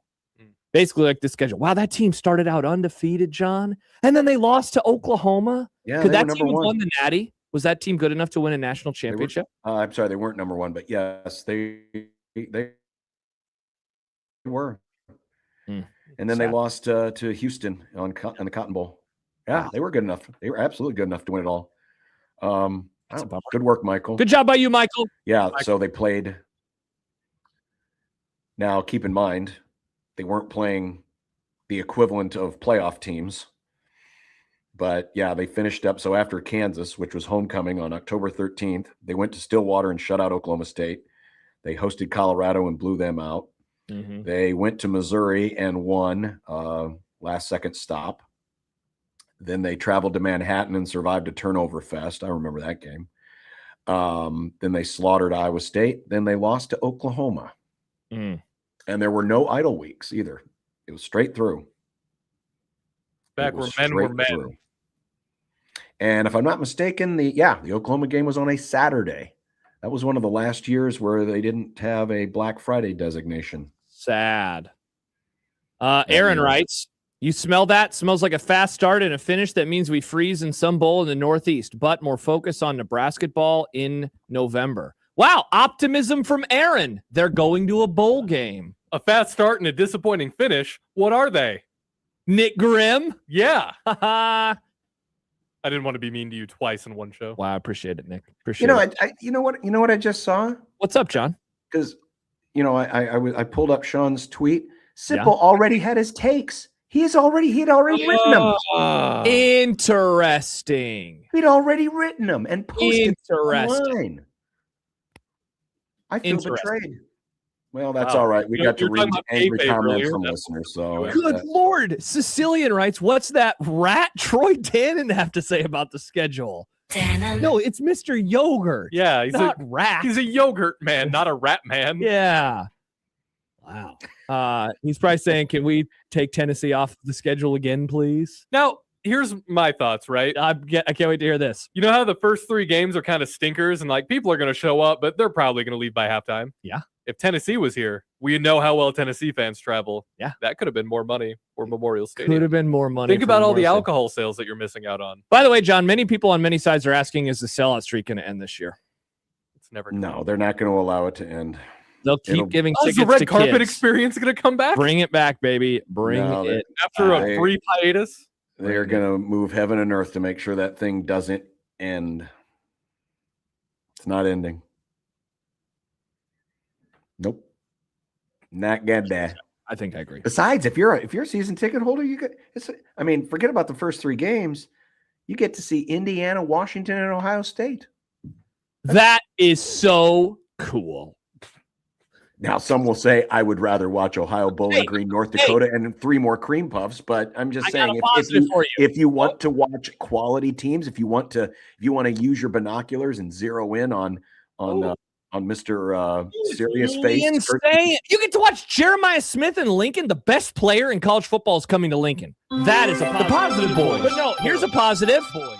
Sell your tickets, you'll make a lot of money back. Those are some good home games. When the Indiana Hoosiers fans come into town, give those puppies up. You can make your whole season package up just with that. Hey, you're not supposed to. You want just to look like the Orange Bowl? No, they wear red. Both teams wear red, John. Nobody will even be the wiser. True. There you go. Positive boy. Wow. Positive. Josh encouraging Husker fans to sell their tickets to Ohio State and Indiana fans. By the way, I don't know if they'll get better use out of it. We're going to do a Big Red Overreaction schedule draft this year to pick which games we want to do and which games we don't want to do. I don't know.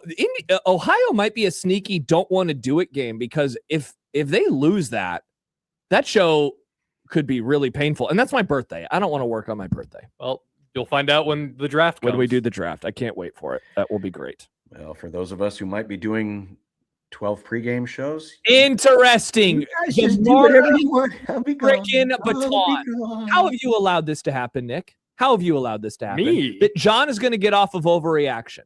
Unreal. What are you going to be, the backup PA announcer too, John? As long as John takes me with him wherever he goes. Hey, I can say first down Indiana with the best of them. He's going to do the show from where he is at. Well, no, wait, he's on the road right now. John, let me produce from your basement. No, I don't want you producing from the basement. 12 editions of 1620 the pregame, and not a single one more because they ain't going to a bowl. 12 pregame show. I think I've got my prediction locked in. Yeah? Yeah. What is that? 5-7. 5-7. Okay. Wood Africa writes, air the draft. Have no fear. That will be a thing that we do. Content. It will be content. It'll be a fun draft between you, McMaster, and Connor. And Mike Schaefer. Don't take him off the sidelines here. He works at 1620 the zone now. I am definitely not doing that show. I'll do everything else, but I won't do that. Interesting. John Bishop loves hearing from listeners via phone calls, gets out of the show with phone calls. Sad. Fascinating. Interesting. See, he's just gaslighting. Because I want all of you. I want you to enjoy the phone calls again, Josh. That's all. John, Anyway. you can't say you love phone calls and then keep backing out of the phone calls. Alex Lincoln says, hey, Schaefer, and make him do them all. Yeah, I mean, maybe Schaefer gets the McMaster treatment. I mean, you can call me now if you want. Go ahead. I'll talk to you. All right. There it is. Big Ten schedule release. Good job by us. We made up for the loss of Sipple. And now this is tomorrow's breakout. Excellent job by us. Hey, like and subscribe to the YouTube channel while you're here. Yeah, leave a comment. What do you think? What do you think Nebraska's record is going to be this Smash season? that button. Also, send us a photo of your television. Yeah, hit that bell. Tweet us a picture of your TV. Yep. There you go. All your complaints, Josh at 1620thezone.com. Yeah. And if you want John to do overreaction, John at 1620thezone.com. Hey, do you want us to have the Big Red Overreaction draft right here on our YouTube channel? Leave a comment. Like and subscribe. Hit that bell. As long as I get to be the Mel Kiper of the 1620 overreaction draft and just analyze it and, say how terrible a pick that was by Josh. It reminds me of the Trent Dilfer pick. I don't know what my game plan is. I'm trying to figure out what would my game plan be for overreaction. I have many months to plan. When you do 11 out of the 12, Okay, let's settle down, John. I might be traveling. I traveled last year for 2 games. I might maybe hope it bumps it up to 4. All right. Let's see. Coming up next, I guess we're going to do some content. Excellent. Good job by us. What do we have in content today, John? Let me see. Oh, we got video. We have a new segment we should probably institute called Kids and Courts. Kids and Courts? Kids and Courts. What is this? Yeah. The kid in King Arthur's court?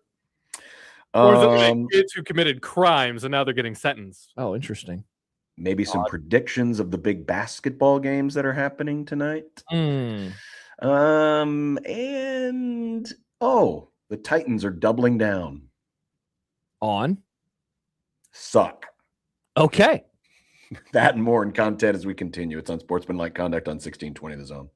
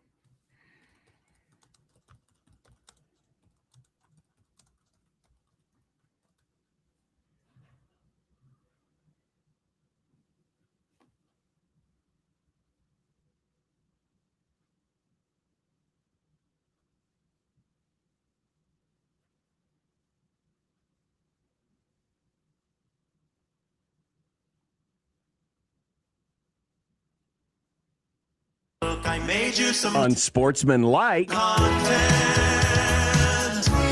Unsportsmanlike content. Unsportsmanlike content. Content that's unsportsmanlike.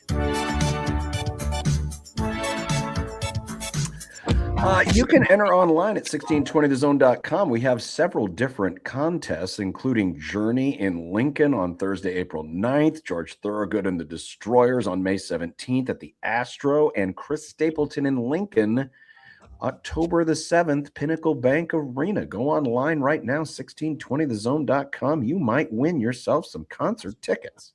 Let's go. Nick, let's go. The ongoing saga of Alabama G League professional Charles Bediako took another turn yesterday as the NCAA's attorney got snowed in, extending the temporary restraining order another 10 days. In addition, the NCAA wants the judge, who is an Alabama booster, by the way, removed from the case. This seems like a logical ask, right?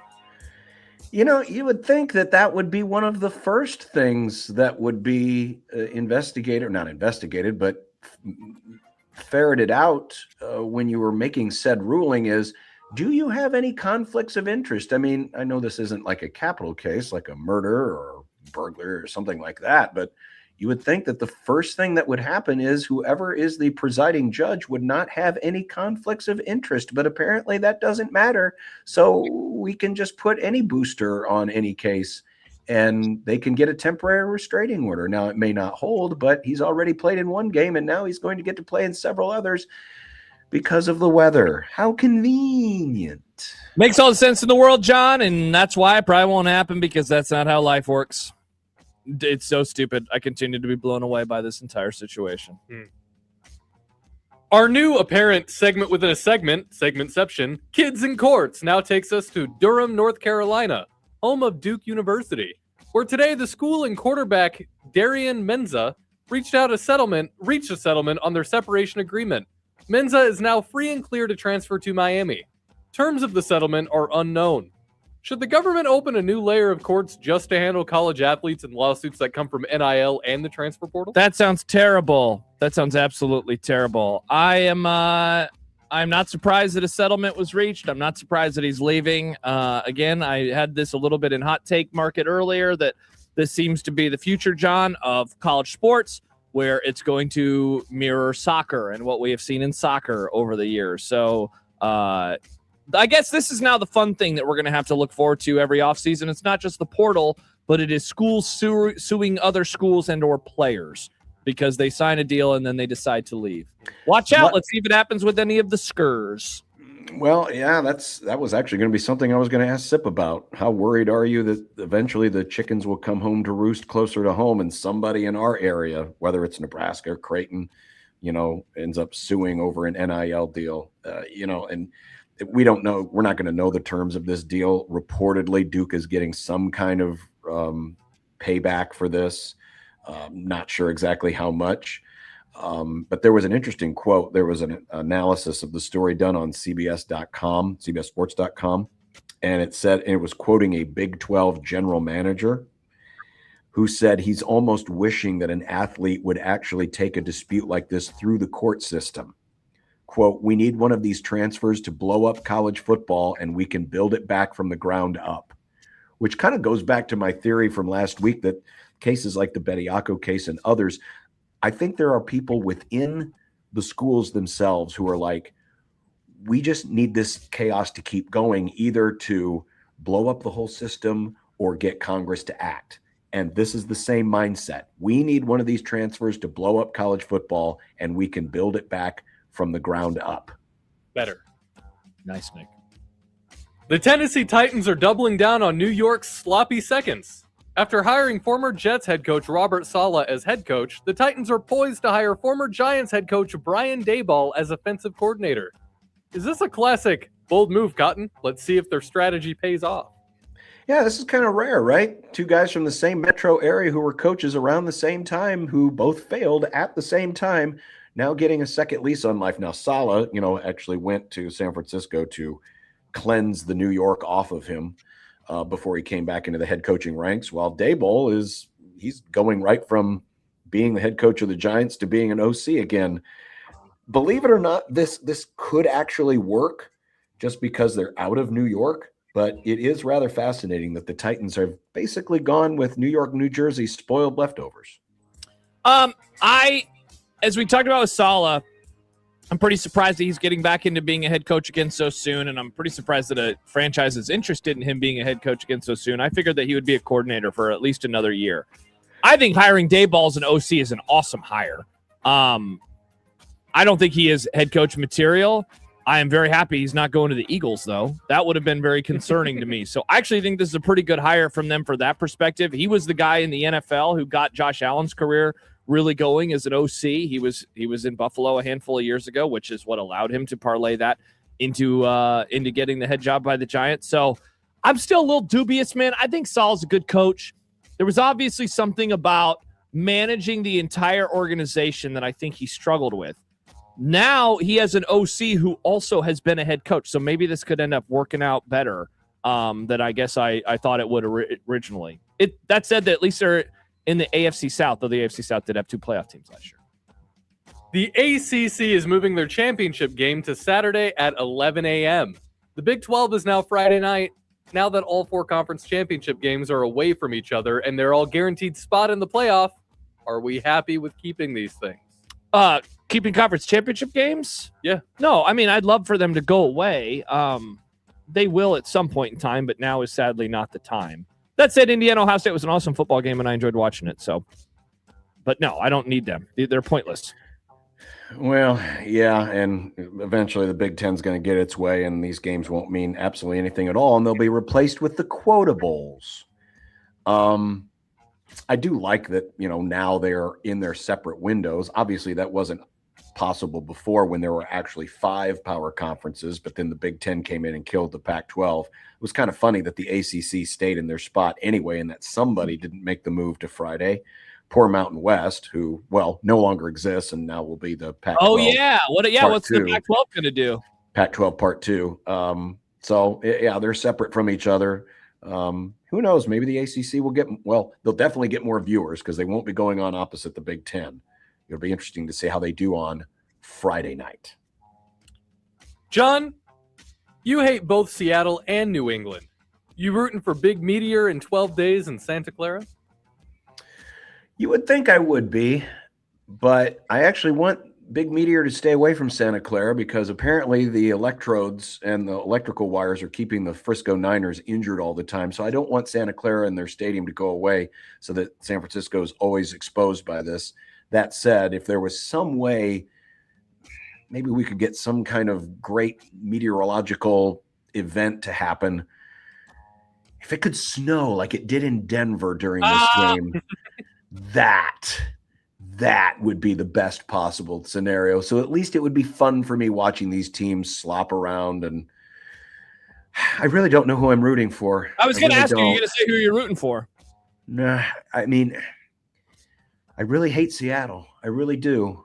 But I also hate the Patriots, and the fact of them winning another Super Bowl so soon after they were supposed to go into purgatory, it almost doesn't seem fair for all those chowderheads to be celebrating again, unless it's, of course, celebrating my Boston Celtics. Oh, interesting. I don't know what I'm rooting for. Again, a big snowstorm. A big snowstorm would be awesome. I'm rooting for the Cadillac car reveal for Formula One.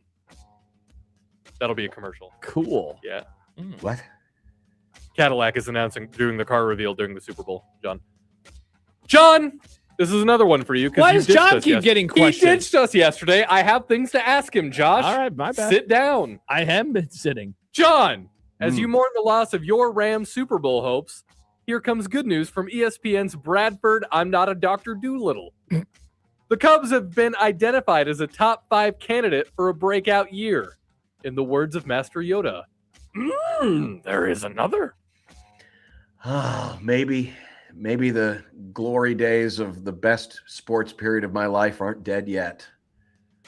Would be nice. I mean, can Alex Bregman make that much of a difference? Did our bullpen get that much better? I'm still dubious that the Cubs will find a way not to hit the ball in August and September like they did this past season, but I'm glad that Bradford Doolittle was looking out for my health and well-being. He wanted to keep me happy. He wanted to give me some hope for the summer. That said, I'm still in mourning over the loss of the Rams. I don't know if I'm ready yet to have the Cubs frustrate me in the summer, but I appreciate the effort, Bradford. I really do. And I certainly hope that the Chicago National League Ball Club will lift my spirits and keep me going until next football season, when the Rams won't do anything to improve their special teams nor their secondary, which were the two main reasons why they lost on Sunday. Wow, it sounds like you're counting down to next football season. Boo. Handshake meme, John and me. Well, of course, who wouldn't want to see back-to-back games between Nebraska, Oregon, and Nebraska, Indiana? Oh God, it's gonna be awesome. It's gonna be awesome. Okay, Josh, Mr. P Pants, this one can be for you. You can start this one. Oops. Nebraska at Michigan is minutes away. Oh, the Huskers are 11.5-point dogs. Eesh. What's going down tonight in Ann Arbor? The Rink Mass news is concerning, Nick. I think Michigan wins by 17 points. Whoa. I think Nebraska drops their first game of the year, and it happens in frustrating fashion. They keep it close-ish in the first half. Michigan pulls away in the second. Haters. Do you think Nebraska's going to win? No, I don't think they're going to win, but I don't either for the win. I think they will cover. I think there will be a point kind of similar to yesterday's BYU-Arizona game where it looks like Nebraska is about ready to get its doors blown off. Oh, no. Kind of similar to what it was at Indiana. Now, they came back and won that game, but they were also 100% healthy at that point. I think Nebraska is going to make a run late and get a backdoor cover and earn at least a little bit of respectability from those who are still sitting on the fence as to whether or not this story is real. I do think Michigan's the better team. I think they will win. They are at home. I think Rick Mast will play okay. Fight through the flu injury. He'll have his own Michael. I mean, this is a man who came back from a knee injury. He won't be 100%, but he'll fight. He'll fight. This team's a fighting team. He's not going to fight. This is a fighting team. They might maybe Ryan will get tased at some point, to distract Michigan for a while. But I think Michigan wins, but a backdoor cover by Nebraska. Meanwhile, Creighton is also minutes away from starting. About 180 of them. Oh, no. Still minutes. Wow. Creighton is a 2.5-point favorite? What? Will they win and cover? No. Oh. Give me Marquette tonight, John. I apologize. A sad flight home, a late night pulling into your driveway. You want the Marquette Golden Showers to win? No, I didn't say that, Nick. They're the Golden Eagles. Oh, my bad. I misread. You did. Get your head out of the gutter. No kink shaming, though. Creighton will win. It'll be a high scoring game. Take the over. Well, yeah, obviously. Creighton doesn't play defense. I didn't even see what the over was on this one. You got to hate this. You love defense. You have to despise this. I just Get it, stop. Just win. What defense? Just win, baby. I don't care if they win low scoring. Just win. Wow, win, J-Man says Huskers by 3 and Creighton by 2. A 2-0 night in the fair state of Nebraska. Wow, again? Let's get an update here. Let's take a look. Oh, spread's down to 1.5, by the way. For Nebraska and Michigan, what happened? No. Did their team all get the flu? For Creighton. 154.5. Take the over. Yeah, absolutely. 154.5 divided by 2, Nick, is? I don't know. I mean, that was basically the total of the first game, and that's back when Creighton was playing better defense. Yeah, they're not playing defense. Both of them will probably score in the 90s. Yeah, of course. So take the over. That's why I was doing that, so you would do math. The line is still 11.5, by the way, for Nebraska and Michigan. 160 divided by 2 is? Why do I not 80? It's 80. We got there. You got the answer right. The hamster had to wake up a bit. Yeah, for sure. Rick, real quick clarification. When Michael was doing his research, he actually started from 1962 and moved forward. So we're not sure if 1979 was the last time, but it's the first time that was found. Okay. So further research is needed. But I would, I'd be surprised. I'd be surprised if there's another one in there. I could be wrong. There is another. I could be wrong. But I'll take down that tweet because I don't want Michael to look like a fool. Oh no, just follow up and say, my bad, Michael is wrong, maybe. Yeah. Just do that. No, I'm not going to say he's wrong because I don't know if he's wrong. Ugh. I don't know if This only he's goes wrong. back to 62. Ugh. Yeah. But thanks for the clarification, Michael. How Still about good the- research. How about John dropping the news earlier that it sounds like 1620 the pregame is going to be weekly this season? Yeah, he sure did drop surprise some people. Yeah, that was pretty interesting. Yeah. I mean, were there that many people clinging to the edge of their seat on that one? I mean, it's definitely news though. Mm-hmm. That's pretty And cool. I That's didn't say it was happening. It's just probably keep it happening. here. Is it going to be on 1019 the zone keg as well, John? I don't know. The zone keg? 1019 the zone keg. I don't know. Or is it going to be on 1180 Yacht Rock? It's Yacht Rock 1180. My bad. Santa Baby. Yeah. Just to be clear, John doesn't know. He's just not saying reporting. stuff. He's just saying He's things. allegedly. John, just say allegedly. Just say allegedly, John. Sure, why not? There you go. Okay, that's I was all. already found another year. Wow. 1981. All right. So there you go. Played on Seems October like 10th. it happens all the time. It's almost 1984. It's actually not that crazy, folks. Yeah. This happens every other Turns year. out it's just a thing. Yeah, it's just very normal. It just doesn't. It That's the seems real weird. crazy. That's all. It just seems weird. But yeah, sure. Yeah, maybe that's the way it goes. Mm-hmm. Maybe this isn't so unusual. Maybe the Big Ten didn't have it out for Nebraska after all. Maybe the Big Ten loves Nebraska, and they're saying, we hear you want it to be 1981 all over again through science or magic. And they said, please. Maybe the Big Ten will show just how much There they you do go. love Nebraska by calling all the 1981. fouls on Michigan tonight. Wow, that would be tight. That'd be very cool, John. Now there'll only be 2 fouls called in the entirety of the game, but That would be insane. The cleanest basketball game of all time. I wonder what the cleanest basketball game of all time is. Michael is probably doing research as we speak. no, Fair. he's still doing the research on the first question. Give him a My break. bad. My bad. And it would require non-football research, so Yeah, he doesn't want to do that. That's true. Good point. fewer fouls in a Who's the Michael Spear of basketball?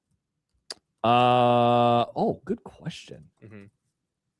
Jacob Padilla, who is joining us tomorrow on the Grum. Oh, nice. Good call. Let's see.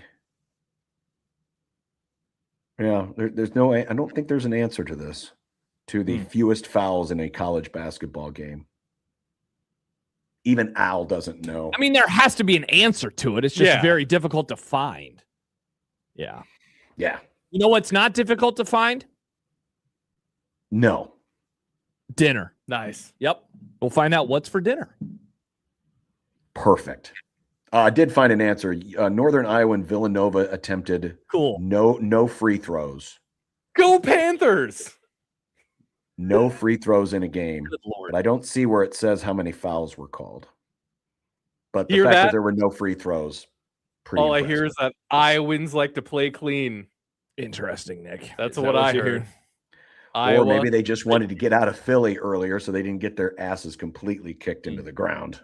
By the way, real quick, Rink Mast not starting. Not starting. Hoiberg said on Husker Radio that he was ill throughout the night. So he Ill will like be sick or ill like, yo, he's ill? the first one, Nick. But good question. Very good question. Okay. So he will All be right, coming so off the Rink bench. Mast in the starting lineup.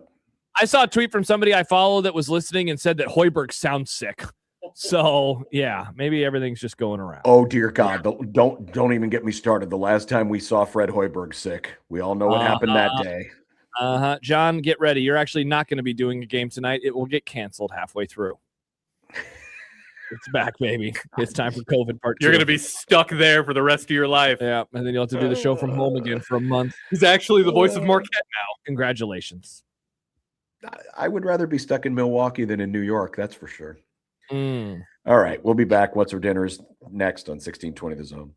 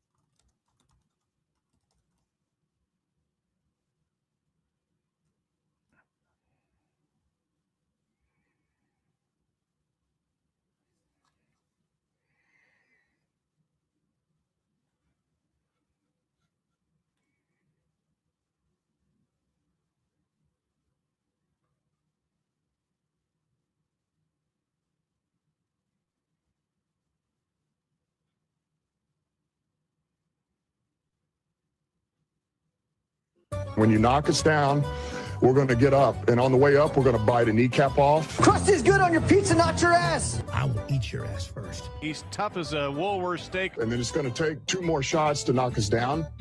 All right, and on the way up, we're going to take your other kneecap. I'm ready to hang them up, gut them, and skin them, and chop them up. You know what? I'm ready. My daughters aren't starving to death. I'll eat my neighbors. And we're going to get up, and then it's going to take 3 shots to get us down. And when we do, we're going to take another hunk out of you. Cliff, what are you going to take away as your best memory from playing basketball at Boston College? Probably just like going out to eat. I do not know what is for dinner tonight because it'll be after the game. But for breakfast this morning, I survived the frozen conditions and walked a couple of blocks to a tiny little coffee shop called the Bear and Bean and had a delicious cup of joe and a bacon, scrambled egg, cheese, and onion jam bagel. Wow, that is wild. All of that was in the bagel? Yes. It was a sandwich. It was a breakfast sandwich. And you would be surprised to see how small the place was that made it. I mean, and it came out that way. It was like kudos to the Bear and Bean in downtown The best Milwaukee. things are usually in small packages, I always say. Interesting. Yeah. Last night we called an audible on which theater we were going to. So dinner ended up being snacks and popcorn, but that's fine because it was delicious. Not sure about tonight. What movie did you see again? The Bone Temple. I've been calling it the Bone Zone. Paige hates that I'm calling it the Bone Zone, but I think it's funny. Was it any good? I liked it a lot. Nice. I'm hitting a Monolithic tonight. Probably eat something there. Nice. There you go. Have a beer. Get ready for a Wednesday Grum. Dumb Debates Wednesday. Dumb Debate's going to be a little early tomorrow as well, by the way. Dumb Debates will be a little bit earlier. Jacob Padilla will join us, and we'll recap both the Nebraska basketball game, which is starting in about 5 minutes, and Creighton's game, which starts late tonight. By the way, Mike Sauter just tweeted, Rink Mass did not come out of the locker room for Nebraska's final warm-up before tip, which means it's almost certain he will not play at Michigan tonight. So, or maybe he's getting an IV in the back, and they're trying to get him ready. Perhaps. Maybe. Apparently, Kemp Pavelka said on the radio he's not expecting Rink to play tonight. So Okay. Well, I'll take Kent's word for it. There you go. All right. Well, it's still about 2 hours and 40 minutes until tip-off, so I'll take a shower and get ready to have head fun to the killing arena. some time, John. Yeah. Maybe watch a movie. You got plenty of time. Oh, you can watch this week's movie club movie. You can watch this week's I movie. already did. There you go. You already watched it. Watch it again. There you go. You got time to kill, John. I'm good with one time. I'm good with Wow. one time. I guess he didn't like that Haley Steinfeld scene.